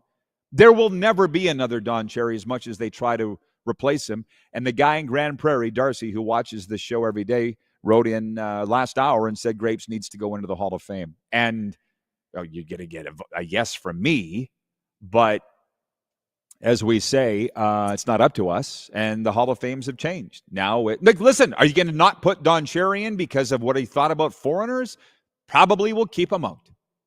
That's how the Hall of Fames have changed. The entrance requirements are different. Did Don Cherry revolutionize the role of the analyst on television for hockey? Absolutely.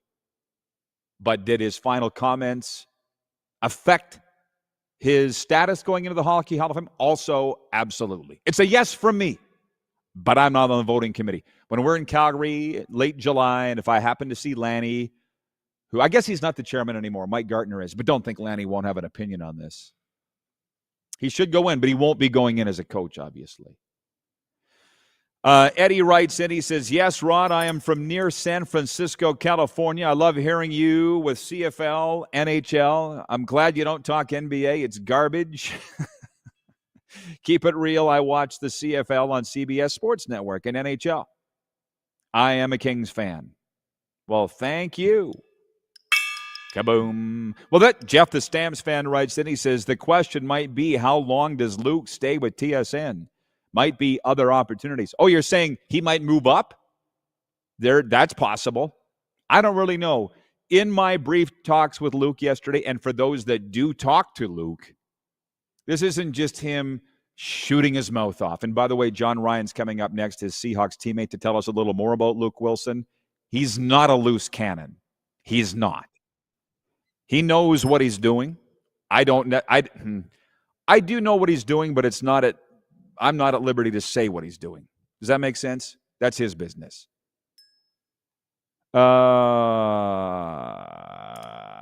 John Ohm says, this show promotes the CFL and does the talk. Rock on, RP show. Well, we do promote the CFL, but the CFL doesn't care at all. And what's interesting is the numbers are in. Friday's show from Joe Dog's Gas Bar in Burlington, Ontario, featuring Tony Gabriel, was our most watched show in 2025. And I'm sitting there as the guy in charge of it all going, why was that? Was that because we had Tony Gabriel? Was it because we were in Southern Ontario? Was it because of our other guests? What was the reason that was the most watched? So I would suggest it's because we had a Canadian sports icon telling stories on the show that made it great. The definition of an icon is something that never loses its style, just so you know. My Jeep is iconic. Jeeps never go out of style. Tony Gabriel never goes out of style. But the CFL doesn't honor the greats. It's a long list of things that I have a problem with the CFL that I'm just tired of beating my head against the wall. And that's why this is not a CFL show, because I can talk NFL. They want us to talk more. I can sure as hell talk NHL. So don't get me wound up. But the point is, we'll promote the league to a point, but we're going to do what's best for us. Always. Because we can't all agree what's best for the Canadian Football League, and we're not in charge of it. Pretty simple to me. John Ryan, as always, is great, and he joins us next from, I'm guessing, Los Angeles. We'll be talking all things NFL, CFL with a Super Bowl champion when we return here on Game Plus, streaming live and found on all major podcast platforms.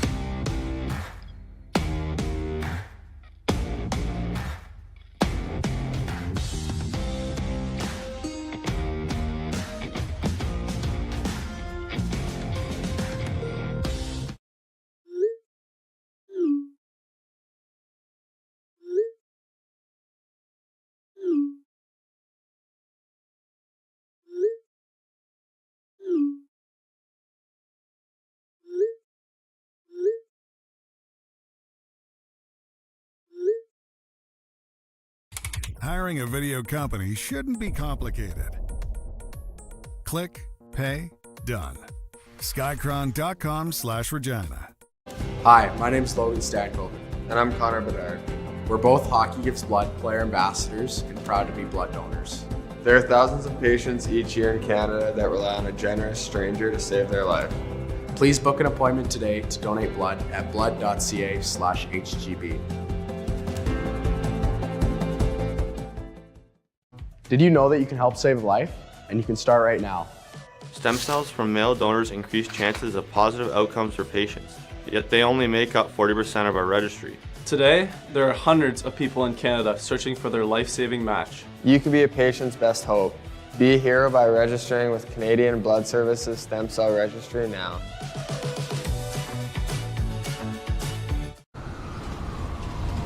I'm Bridget Lacquette. I'm a First Nation Olympic silver medalist, and I'm proud to represent Indigenous hockey players across Canada. Each year, hundreds of Canadians need a stem cell transplant from an unrelated donor to save their life. Anyone can have a hard time finding a stem cell match, but for Indigenous peoples, it can be even more difficult because just over 1% of prospective donors on Canada's stem cell registry are of Indigenous backgrounds. Be a hero. Join me in Hockey Gives Blood in helping to make a life-saving difference to those in need. Register today at blood.ca/beahero.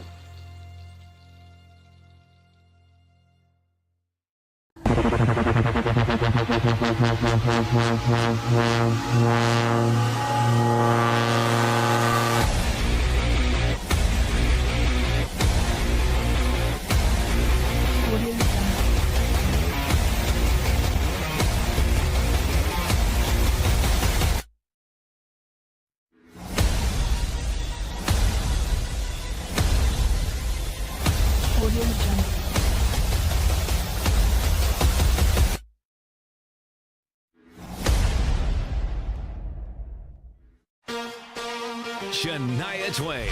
Let's go, girls. Live in Moose Jaw. Shania Twain. One incredible show. Live at Temple Garden Center July 7th with special guest Lindsay L. Get tickets Friday, March 21st at 10 a.m. at the Temple Garden Center's box office or sasktix.ca. For more, visit ShaniaTwain.com. Honky Tonk legend Mark Chestnut. Celebrating 35 years of music. Joined by special guest Aaron Goodvin. June 28th at Temple Garden Center. Tickets on sale now at Temple Garden Center box office or online at sasktix.ca.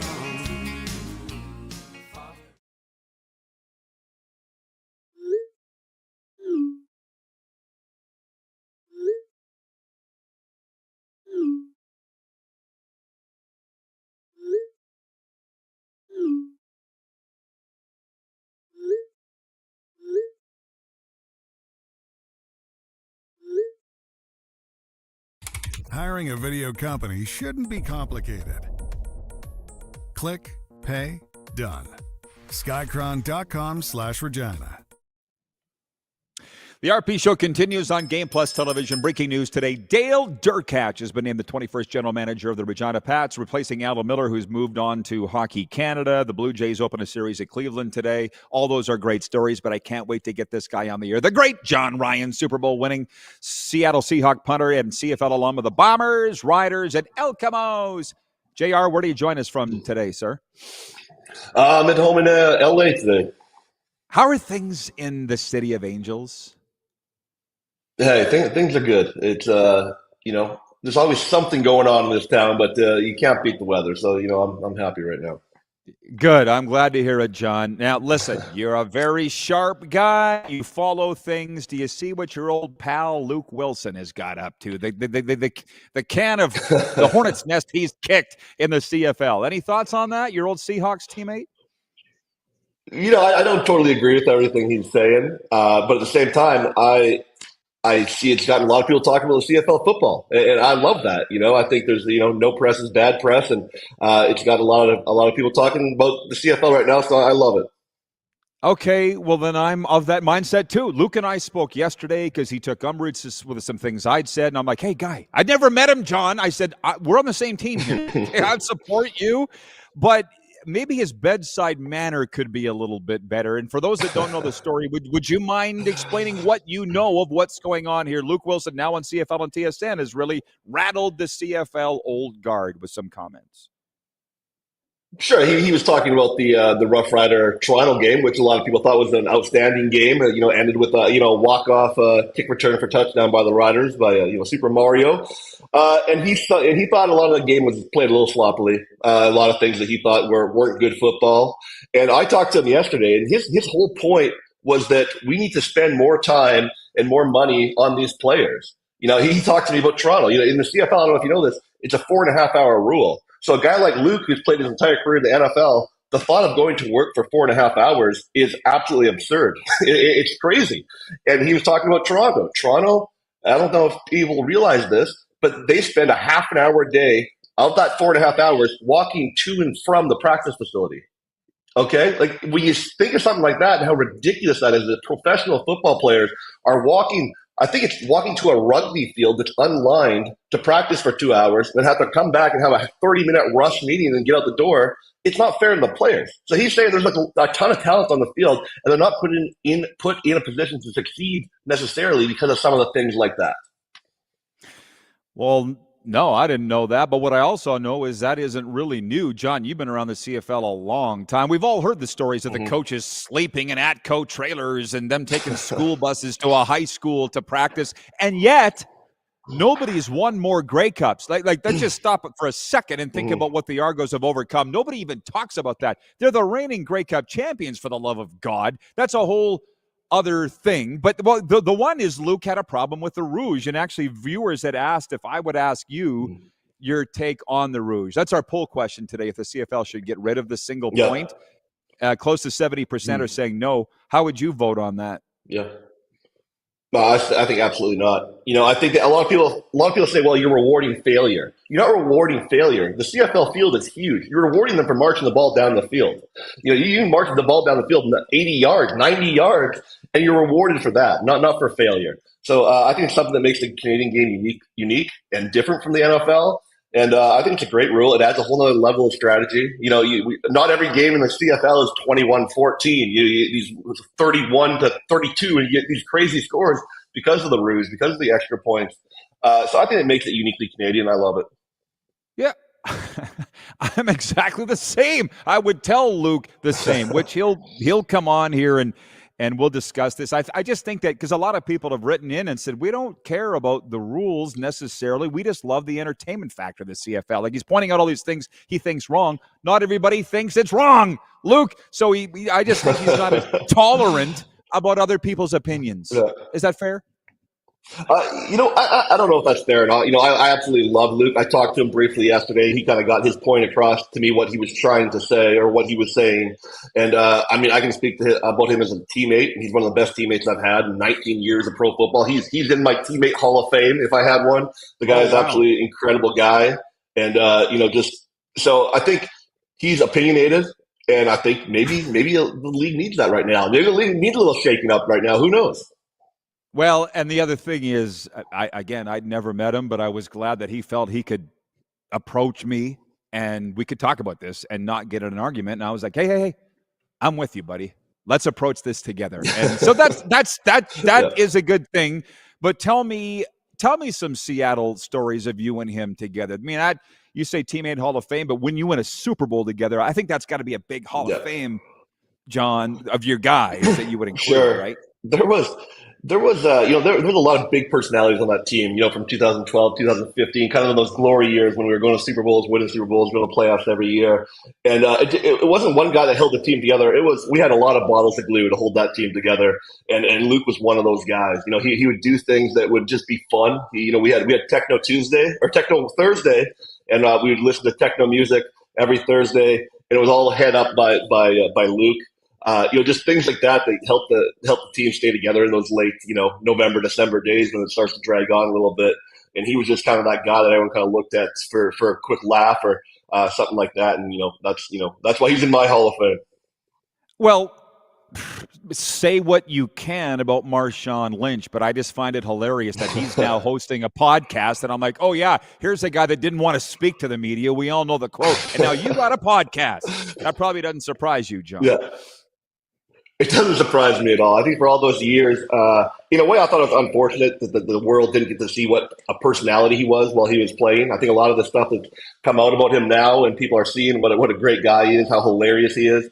He didn't really show when he was playing because he didn't want to talk to the media.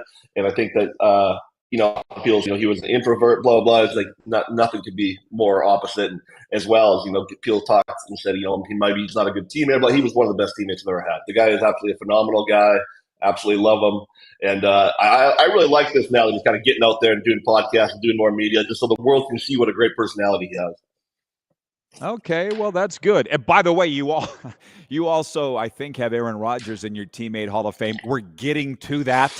Sorry to make you choke on your drink, but he's recently been removed. He's recently been removed from my Hall of Fame. We took the jacket away from him. Okay. I won't ask. Aaron was a terrific teammate. I'm speaking when I played with Aaron, it was 2006, 2007, training camp 2008. So we're looking at 17, 18 years ago. Then he was our backup quarterback back then. And obviously, Brett Favre was our starter, but he was a great teammate. So I'm only joking. He still has the jacket. Oh my God! Good thing you clarified that. That would have been, as you know, that would have been all over not TBS. TMZ? That would have been all John Ryan removed Aaron Rodgers. But Pete, one of my top 10 storylines for the NFL season is Vegas turnaround under Pete Carroll and Geno Smith. Do you think they can do it? Yeah, I do. I do. I don't know if it's going to happen overnight. But at the same time, let's be honest, Pete's 73 years old. This isn't a position he's going to hold for 10 years. It's not like the Seahawks where he's going to come in and have a few years and turn the team around. I think it has to be pretty quick. And I think he has the nucleus to do it. He went out and got his quarterback, a guy that he loves. He drafted his running back. He's got the defensive players. I think this team is really starting to look like a Pete Carroll team. A run-first team, but have a reliable quarterback and build it around the defense. I think things are shaping up to be a Pete Carroll type team. And I don't think it's outside reality that they win 12 or 13 games this year. Wow. I'm going out on a limb. I'm saying they can win 12 games. We're going to this is water. It might sound like vodka, but the way I'm talking, but it's water. I'm going to say we're going to be submitting John Ryan for drug testing here at the end of the show. Well, the other thing I feel, listen, now that you're a sports owner, not like you didn't know before, but you definitely know now the influence an owner can have. And I think Tom Brady with the Raiders will have we already know he's had a significant impact that can only naturally translate into wins, I would think. I think so. I think what percentage of the team does he actually own? I'd be surprised if it's more than 1%, but I don't think that really matters. I think that he has the influence now, and he's in the ear of the owner, the majority owner. I think he's going to make a difference. I think when the guy gets there and they can look up that owner booth and see Tom Brady sitting there, that makes an impact for a guy that you can go and talk to, get some advice, makes an impact. So I think that's all helping. Absolutely. But the other thing, John, I feel like we could stretch this into hours, and we won't. We have like 7 more minutes. But when did you realize in the NFL that you can't listen to what you hear? Now, you and I are old. I mean, you're a little younger than me, but not a lot younger than me. When you got into the league, it wasn't all Instagram, Twitter. It wasn't, right? But the reason I'm saying this is you see the reports now that Tom Brady told the Raiders not to draft Shedeur Sanders. Like, I don't really know what went on in this whole thing, but whether to believe it or not, I don't know. When did you realize you can't believe what you hear in what's being reported for the NFL? It was pretty early on. I think, as you said, when I came in '06, I think maybe Facebook was in its infancy. I think there was MySpace, but there was Instagram, there was no Twitter. There was none of that. You got your news from the newspaper or from your TV outlet. So it was a lot different. And for me personally, coming from Canada, coming from the University of Regina, every article that was written about me was positive. You know what I mean? Like if there's an article I went and read, I'm like, oh, this is great. They're talking about me. You get to the NFL, you realize they're not all out there to make you, seem great. And so for me personally, I kind of realized that real early in Green Bay. Green Bay is a small market, but a ton of media outlets. And you start to realize, wow, they're not always speaking highly of me. Bad game, they tell it how it is. And you realize to kind of block a lot of that out. And nowadays, it's just absolutely insanity. You know what I mean? Like, by the time it's on, TSN or ESPN here, it's already old news. Everything is just like right now. And a lot of times they don't care how accurate it is. They want to put it out on X. They want to put it out on Instagram right now. And, by doing so, you get a lot of misinformation, a lot of things that it's sometimes hard to believe. And right. So could you imagine playing in that environment, as a punter, and then let's talk about a quarterback or like a Tyreek Hill, a face of a franchise? How hard that would be to operate in that environment? Yeah, I think later on in my career, you start to just ignore that stuff. And this is, as you said, Rob, this is coming from a punter. You know what I mean? Like, he's not number one in the media outlets. He's not the guy that everyone wants to talk about every day. When you're a Russell Wilson, when you're a Tyreek Hill, when you're these guys that are face of franchise type players, they're getting talked about all the time. And I think that you just learn to ignore it as a player. And as a fan, you kind of have to weed out the fake news and the stuff that's maybe not, a reliable source. Yeah, and the really tough part about all that is the fans want to believe 100% of what they read, and you just can't. And that's what gets frustrating about it as a guy that's been in the media my whole life. Now, you brought up playing for Green Bay. I want to see if your answer to this has changed. Because years ago, I said to you, if you could tell a fan that they were going to go to any stadium, where they got to go, you said Lambeau. You still saying Lambeau? Yeah. I'm still saying Lambeau. It was one of the first, 2022 when I retired, it was one of the first places I went. I went to watch Mason Crosby's last game there. And to get that experience as a fan, it was just absolutely phenomenal. I froze my butt off. I didn't like that part of it. But it just, the whole city is the Packers. You know what I mean? And you can go to stadiums. I mean, our stadium in Seattle is absolutely phenomenal. One of the greatest fan experiences you can possibly have. But Lambeau is like a football cathedral. It is football. It's like, old Yankee Stadium or Wrigley or Fenway if you're a baseball guy. It's one place that you have to go before you kick the bucket. Well, now you say that. What would be number two? Because there's old stadiums, but nothing like that really that I can think of. The other ones that I've been at. What would be number two? Seattle. It's just absolutely a phenomenal environment. It's so loud. Everyone say KC is loud. I don't think anything compares to Lumen's Field in Seattle. Just a phenomenal place to watch a football game. And I was lucky enough to play over 100 games in that stadium. And now this last season, being able to go to 4 or 5 games was a pretty special experience. Back in the day, I asked you once in one of the events we did, what's the difference between the CFL and the NFL? You were still playing at the time, and you said the money. And that was like the only thing. Do you still feel that way? Because I see them as absolute, just like Canada and America, the leagues couldn't be more different. It's more than just the money now, or would you answer it the same way? No, it's a lot different. Everything's a little bit different, as you said, as Canada and U.S. are. and as Luke was talking about, there just isn't as much money to go around in funding some of this stuff. So the facility is a little bit different, the game's different. But I think my biggest point was when you're in between those white lines, when you're on that field, it feels the exact same, NFL or CFL. When you're in that game, it's big time football, and it makes no difference where you're playing when you're between those white lines. Well, I think that's really cool. But in the CFL, we don't have a stat for punts inside the 10. Like, as far as your job, there's still a lot of differences, too. Remember, you were criticized for all the signals you had when you were in SAS. Can you address that today, please? It's a different game, going and playing the NFL for 13 years, adjusting to that game pretty quickly. When I came back to the CFL, it was different. And the game had changed in those 14 years that I'd been gone. And it was it took me a little bit longer than I thought it would to readjust to the Canadian game. A lot of the punts you use in the NFL don't work in Canada. Hitting a beautiful 5-0 hang time right down the center of the field, it's a fair catch. And down south in CFL is getting returned. They just give them more time to set up the return. So there was a lot of things like that. Where in my time in the NFL, I was, not to brag, considered one of the best punters to put the ball inside the 10-yard line for my 13 years there. And then coming back to Canada, I was like, oh crap, this is different. It's a different game now, and I struggled with that for a little bit. Well, and what's fun about this Saskatchewan, because I now see it from outside the vacuum, is that it is Alabama. It's Alabama of Canada, where it's the only thing. And so the point is, you were being criticized by your hometowners. They said, Ryan just gets there and just hammers the damn thing. He's not trying to land it inbounds.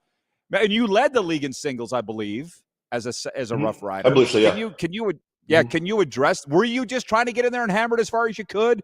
Or what was your strategy punting for the Rough Riders when you were here? There was a different thing. I mean, I was one of the bigger leg guys there. So when we're on our own 50-yard line, most guys can hit the ball as hard as they want. Whereas I was hitting the ball into the end zone from 60 yards out some of the time, and that was part of it. Part of it is that Dickie didn't mind the singles. He didn't come out and say it, but he would come to me and goes, yeah, we actually needed those 2 points yesterday. Thank you. Type stuff. So it's a bit of that. And, I wasn't just trying to, punt it through the end zone. It was one of those things where I was trying to get out of bounds and wasn't super successful for those first 7 or 8 games. Okay. So and as you said, play it absolutely. As playing Saskatchewan is different than playing anywhere else because the people of Saskatchewan believe that they own that team, and they do own that team. I played professional football for 17 years elsewhere. Not one time did anyone ever come up to me in public and say, "Hey, you're doing this wrong. You're doing that wrong." Saskatchewan, they will. I'll be sitting there enjoying my breakfast at Hotel Sask, and someone. I always say there's 1 million coaches without jobs in Saskatchewan. There's a million GMs without a job. There's a million coaches without a job, and that's what makes it special. And also at times a little bit frustrating as a player. And it makes me neurotic. That's why I love living in Moose Jaw in the summers, because in Sask, people are like, "Hey, Rod, can you get a message to the coach?" And in the drop back to Trevor Harris, I'm like, "No, leave me alone." Jeez, every day people wouldn't understand unless you live there. Okay, John, we got less like 30 seconds, but what's up with you and Sarah? You guys traveling? She doing something? 15 seconds. We're both busy this time of year. With baseball and everything going on for me, she did just in Seattle last week for stand-up. So we're both traveling all over the place, but life is good. All right. Well, you're in the Hall of Fame of human beings, man, and her too. Please say hey Thank for you, me. buddy. Thanks, Johnny. Absolutely. The great John Ryan. Oh, yeah, I love that guy. He is a Hall of Fame human being. I'll get to all your comments when we come back, everybody, here on Game Plus Television.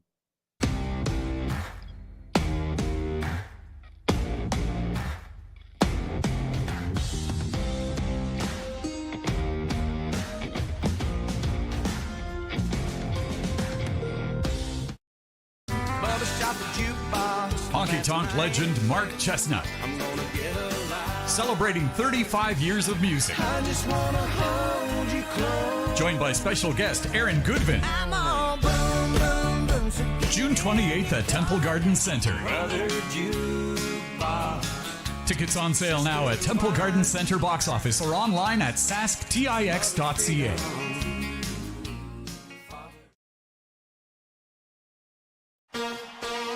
Shania Twain. Let's go, girls. Live in Moose Jaw. Shania Twain. One incredible show. Live at Temple Garden Center July 7th with special guest Lindsay L. Get tickets Friday, March 21st at 10 a.m. at the Temple Garden Center's box office or sasktix.ca. For more, visit shaniatwain.com.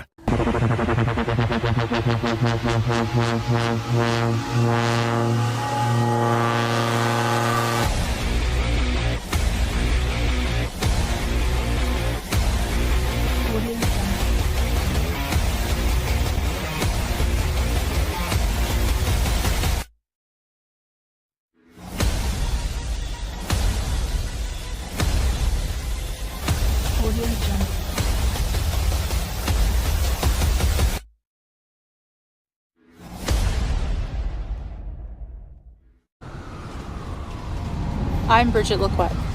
I'm a First Nation Olympic silver medalist, and I'm proud to represent Indigenous hockey players across Canada. Each year, hundreds of Canadians need a stem cell transplant from an unrelated donor to save their life.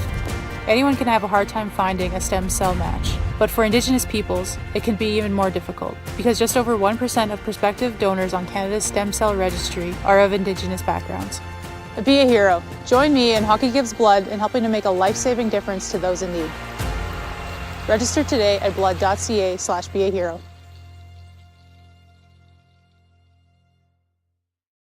Did you know that you can help save a life? And you can start right now. Stem cells from male donors increase chances of positive outcomes for patients, yet they only make up 40% of our registry. Today, there are hundreds of people in Canada searching for their life-saving match. You can be a patient's best hope. Be a hero by registering with Canadian Blood Services Stem Cell Registry now.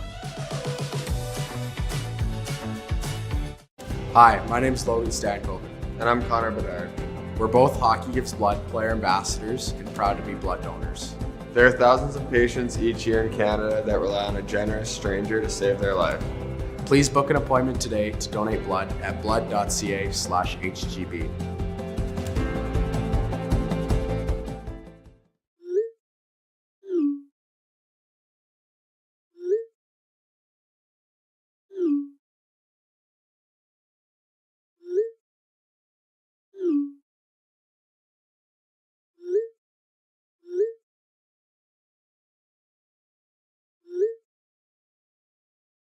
Hiring a video company shouldn't be complicated. Click, pay, done. Skycron.com/Regina. All right, everybody, welcome back. Welcome back. Episode 1521 of Canada's favorite daytime sports talk show, airing in 32 U.S. states. Just blowing the quick stick show horn just because. I'll apologize to the viewers that I just saw your questions for John Ryan. I kind of hogged that interview. Some of these interviews I'll turn right over to the viewers, but Johnny's my guy. And I miss him, and I love to chat with him, and we covered everything that I wanted to, and now we can get into everything that we want to here. You and I till the top of the hour here on the RP show. And a sports update coming up as well. I'll actually do that right now before I read the viewer comments because it's breaking news with my favorite sports team in the world, the first one I ever loved, the one I've loved the most, and the one that I'll go to the grave loving, the Regina Pats Hockey Club. They announced today several changes to their hockey operations. General manager Alan Miller is leaving the club to become the general manager of Canada's national junior hockey team and Canada's men's under-18 team. He will also oversee the national under-17 team. So thank you, Alan, for serving the world's oldest junior hockey program. With Alan Miller's departure, the Pats are proud to announce the promotion of Dale the Rat Derkach to general manager, making him the 21st GM in franchise history. And we've got some friends here as well in the news release.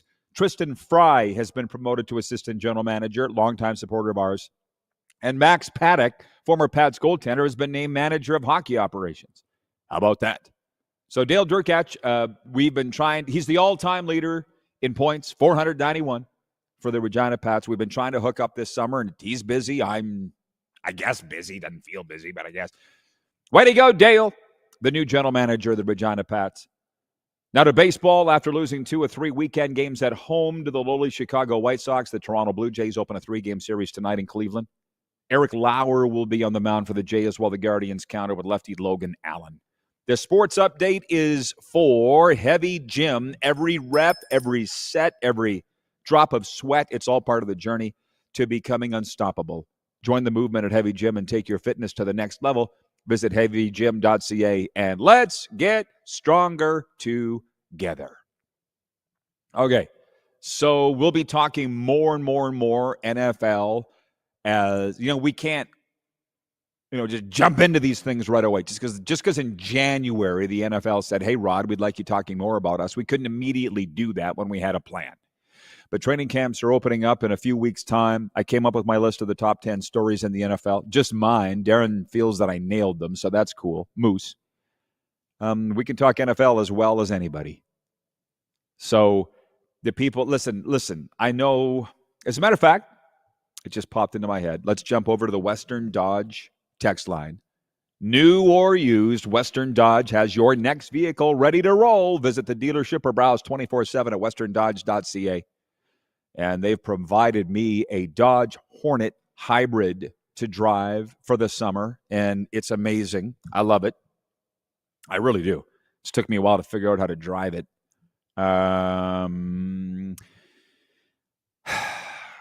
Yeah, I snapped earlier when talking about the CFL attendance. I'm so tired of talking about it, man. Have I made that clear? Brother Sasko writes in on the Western Dodge text line, and he says, "Hi, Father Rod.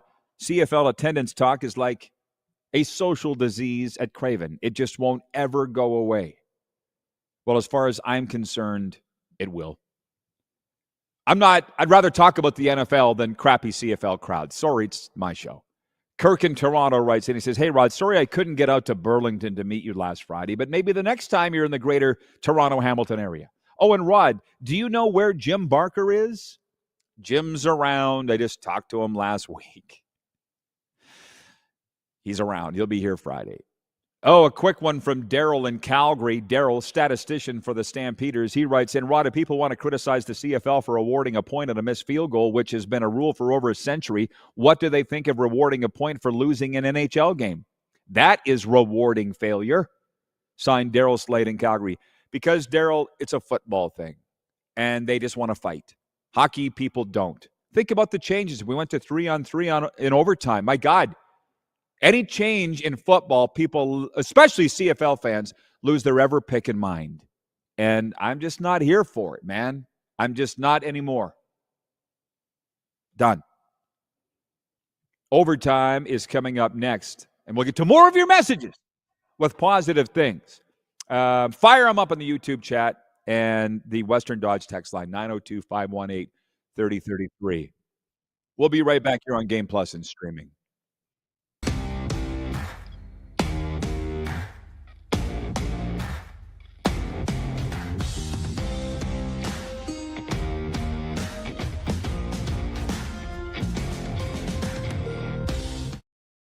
Hi, my name's Logan Stankoven. And I'm Connor Bedard. We're both Hockey Gives Blood player ambassadors and proud to be blood donors. There are thousands of patients each year in Canada that rely on a generous stranger to save their life. Please book an appointment today to donate blood at blood.ca/HGB.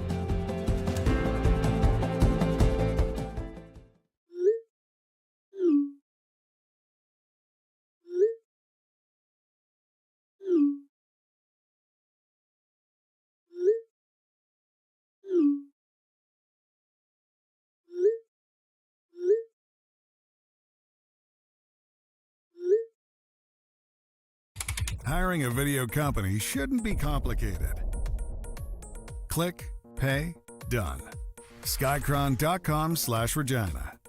Did you know that you can help save a life? And you can start right now. Stem cells from male donors increase chances of positive outcomes for patients, yet they only make up 40% of our registry. Today, there are hundreds of people in Canada searching for their life-saving match. You could be a patient's best hope. Be a hero by registering with Canadian Blood Services Stem Cell Registry now.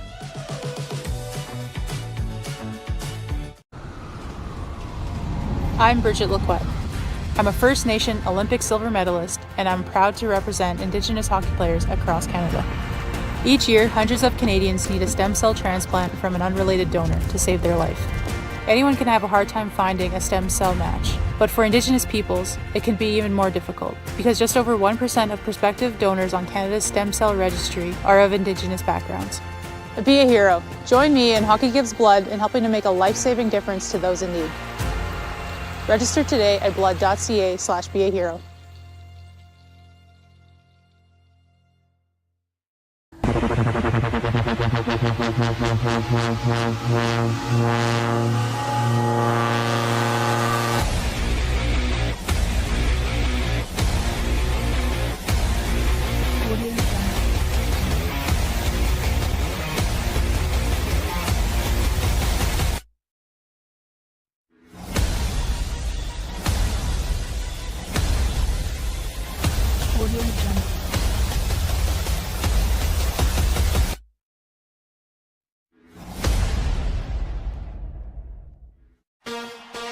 Shania Twain.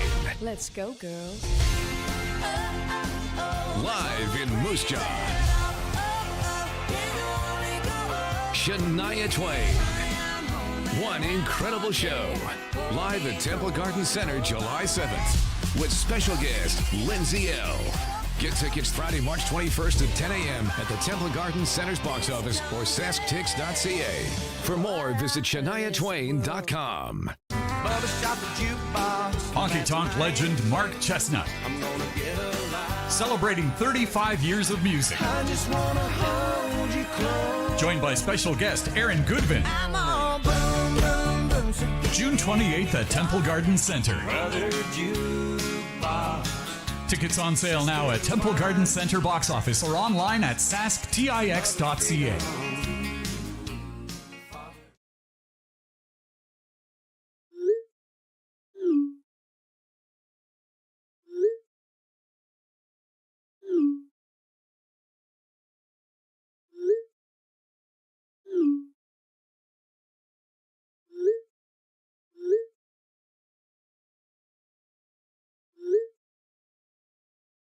Hiring a video company shouldn't be complicated.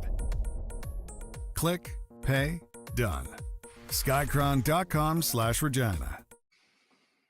Here we are, everybody. We're back for Overtime, the final segment of the program today. Where'd John Ohm go? You still here? Overtime's brought to you by Overtime Hockey Lanes in Calgary, where skill and fun collide. There is no off-season. They're open, Tuesday to Sunday, and looking to stop out there in late July. We will be broadcasting live July 29th from Okotoks and the Western Canadian Scouting Foundation Hall of Fame induction, in which my dad will be going in with 28 of his scouting buddies, hoping to make a stop by Overtime Hockey Lanes there as well. Stop in and see them yourself at 28th Street Northeast, Calgary. You'll be glad you did. So we got through the sports update. It's one of those odd days where we're getting through everything we wanted to do. We're checking off all the boxes on the program. And it is a unique show. I'm going to tell you something. If you haven't all figured it out yet, it's a weird time. People don't like to change, especially here in this province. But it's a weird time. You got to do what you got to do. You got to go with the flow, and you have to adapt. For instance, I was talking to a lady. I don't want to go too far because it's kind of their family business, but this lady was saying that her daughter's working in the social media field, but she's also working in the nursing field. And she goes, it's kind of an odd combination, but I said, hey, life's odd. Do what you got to do. We're going to go from talking about the National Football League and the top 10 storylines with a Super Bowl winning punter to the fact that Dale Durkach is the new general manager of the Regina Pats. Daryl from Calgary is watching on the Game Plus television network, and he writes in on the Western Dodge text line, and he says, fantastic signing by the Regina Pats, making Dale Durkach as general manager. It is. And I will tell you something. Dale and I are extremely close. He was fired as head coach of the Regina Pats back in 2009. I can tell you how that feels because I've been fired. You got to wait a long time sometimes for the karma train to come around. And Dale is back in the chair of the guy that fired him back in 2009. How about that? Takes a while, okay? A long time. And the Rat has had some knocks in this business. We all have, but he doesn't quit. That's Dale. That's why he was 491 points. That's why his name's in the rafters. I couldn't be happier. And anybody that knows him and loves the Regina Pats knows this is one of the greatest days in franchise history. But I digress, because I know you're not all Pats fans. But again, it's pretty cool to be able to talk about that. Have Dale watch this show every day, as he tells me. But then have a Super Bowl champ come on and be able to talk about his former coach, Pete Carroll, going to turn around the Vegas Raiders. It's just awesome. Not a lot of shows like that. And then with Wilf in Steinbach, Manitoba, writes in about Luke Wilson. That's the other thing, by the way. It just takes a while for the karma wheel to come around.